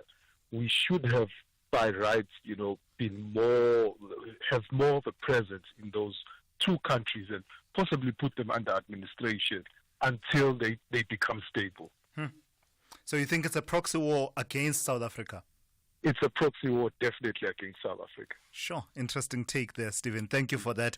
That's Stephen in Pietermaritzburg. As I said, just from reading, and I'm not quoting official, I must always be clear, I'm not quoting official Rwandan government communication, but rather reporting from that region that suggests that there is a grievance about the side on which South African troops have been fighting in support of MONUSCO as well as the Summit DRC, in that there's a sense from the Rwandan, according to those reports, Rwandan side, that side that South Africa and others have chosen includes what they call genocidaires, people who were involved in the genocide in Rwanda, as well as basically destabilization in areas of that part of the Great Lakes. All right, that's how we come to the end of today's edition of the Morning Brief. Thank you for listening and thank you for your engagement. The Talking Point with Kete Mohlahlana up next here on SAFM after the news. And that's the news for this hour. Theft, accident, and 1 million rand liability cover, all covered by Outsurance Essential. Get a quote today. SMS CAR to 43187.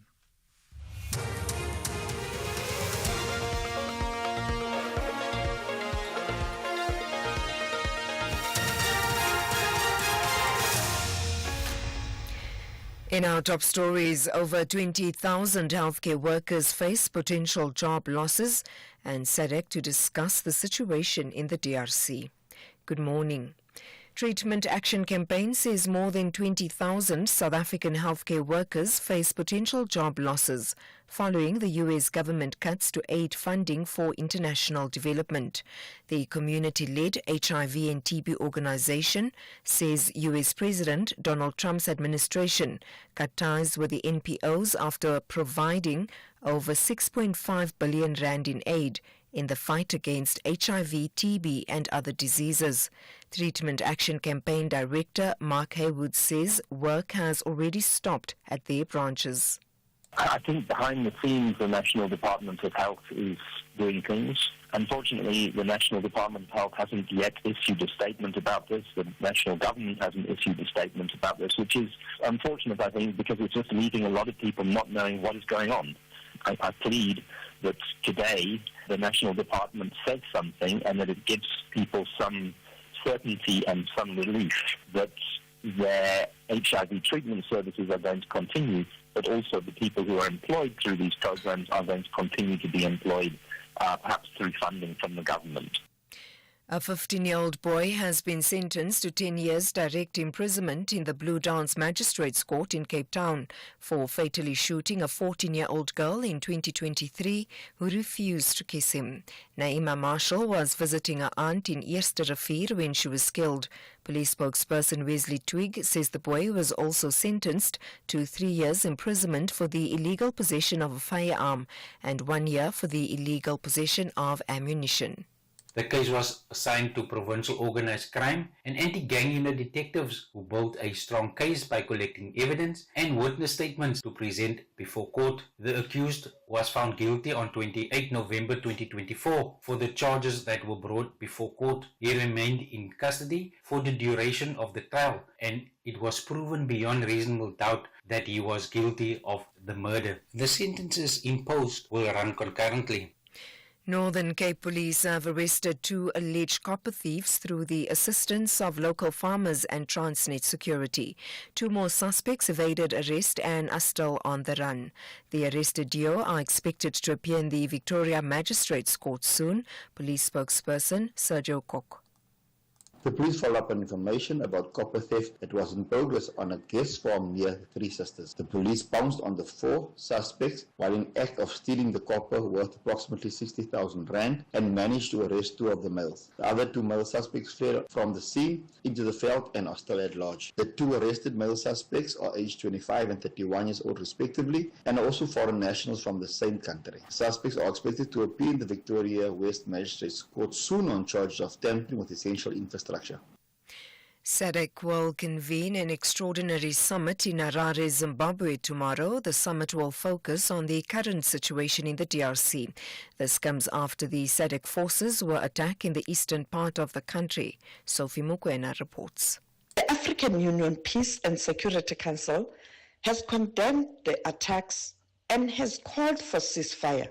Today, President William Ruto has invited both President Paul Kagame and President Felix Tshisekedi to Nairobi for talks. The meeting will be attended by other East African community leaders. On Thursday, a SADC extraordinary summit will also be held in Harare, Zimbabwe, to discuss peace and security in the region, with the main focus on the fighting in the eastern part of the DRC. And finally, the head of the UN's Agency for Palestinian Refugees has condemned what he described as Israel's relentless assault against it. Philippe Lazzarini was speaking at a UN Security Council meeting called to discuss Israel's ban on UNRWA working in Israel and East Jerusalem. He said this would cripple the organization's ability to work in the occupied territories and jeopardize prospects for peace. In Gaza, undermining UNRWA's operation will compromise the international humanitarian response. It will degrade the capacity of the United Nations just when humanitarian assistance must be scaled up significantly. This will only worsen the already catastrophic living condition of millions of Palestinians. Recapping the top story, Treatment Action Campaign says more than 20,000 South African healthcare workers face potential job losses following the US government cuts to aid funding for international development. For SAFM News, I am Anne Musa. And that's the news for this hour. Theft, accident and 1 million rand liability cover, all covered by Outsurance Essential. Get a quote today, SMS car to 43187. SAFM 104 to 107 nationwide. Leading the conversation. There will be joy and heartbreak at the Groenkloof Tennis Stadium in Pretoria. South Africa takes on Nigeria. The South is up against the West. This is the Davis Cup World Group 2 tie, the World Cup of tennis. Witness the spectacular tennis battle between South Africa and Nigeria on Saturday 1 February at 11 a.m. and Sunday 2 February at 10:30 a.m. Live on SABC Sport on DTT Channel 4. Also available on SABC Plus and SABCSport.com. You can also catch the Sunday action on SABC 3. Proudly brought to you by SABC Sport. For the love of the game.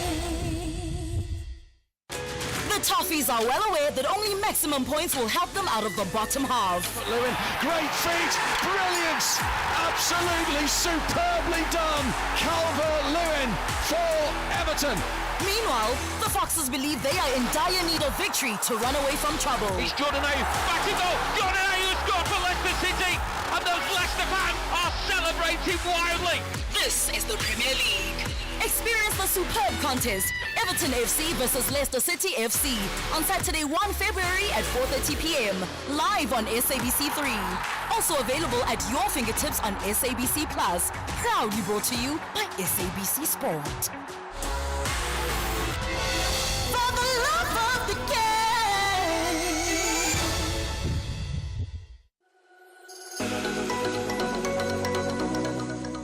SABC CSI, in partnership with SAFM, will be giving away 20 laptops to Tetlanyo Secondary School in Kimberley on the 31st of January 2025. Tetlanyo Secondary School has been nominated by the SABC to receive 20 laptops after writing a donation request to enhance their ambitions to be 4IR compliant and increase the number of learners ready to participate fully and productively in the country's economy.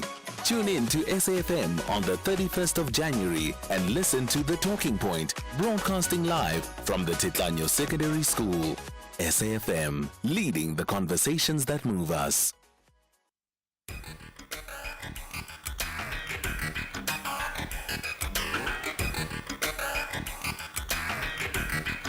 The Talking Point with Kathy Motlatlana. Weekdays, 9 a.m. till midday.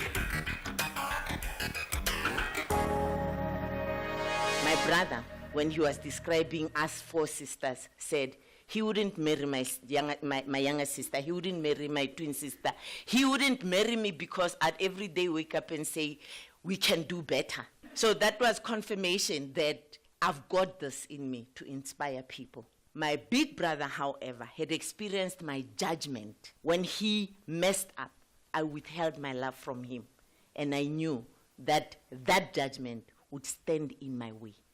So this whole journey taught me that I have the power to inspire positively. And I don't have to be perfect as long as I look out to make sure that my weakness doesn't stand in my way. Queen Ramotsehwa, founder and director of Tseto Leadership and Coaching Academy. You're listening to The Talking Point. Welcome to the show, 10 after 9 o'clock. A pleasure to have you with us this morning as we lead conversations that move us. I'm Kathy Motlatlana. I'll be with you right through until midday. Absolutely so much on the table for us to, sink our teeth into. No surprises that the conversation around our forces in the DRC very much continues to dominate the national conversation, and it really is bringing into sharp focus perhaps even some of the discrepancies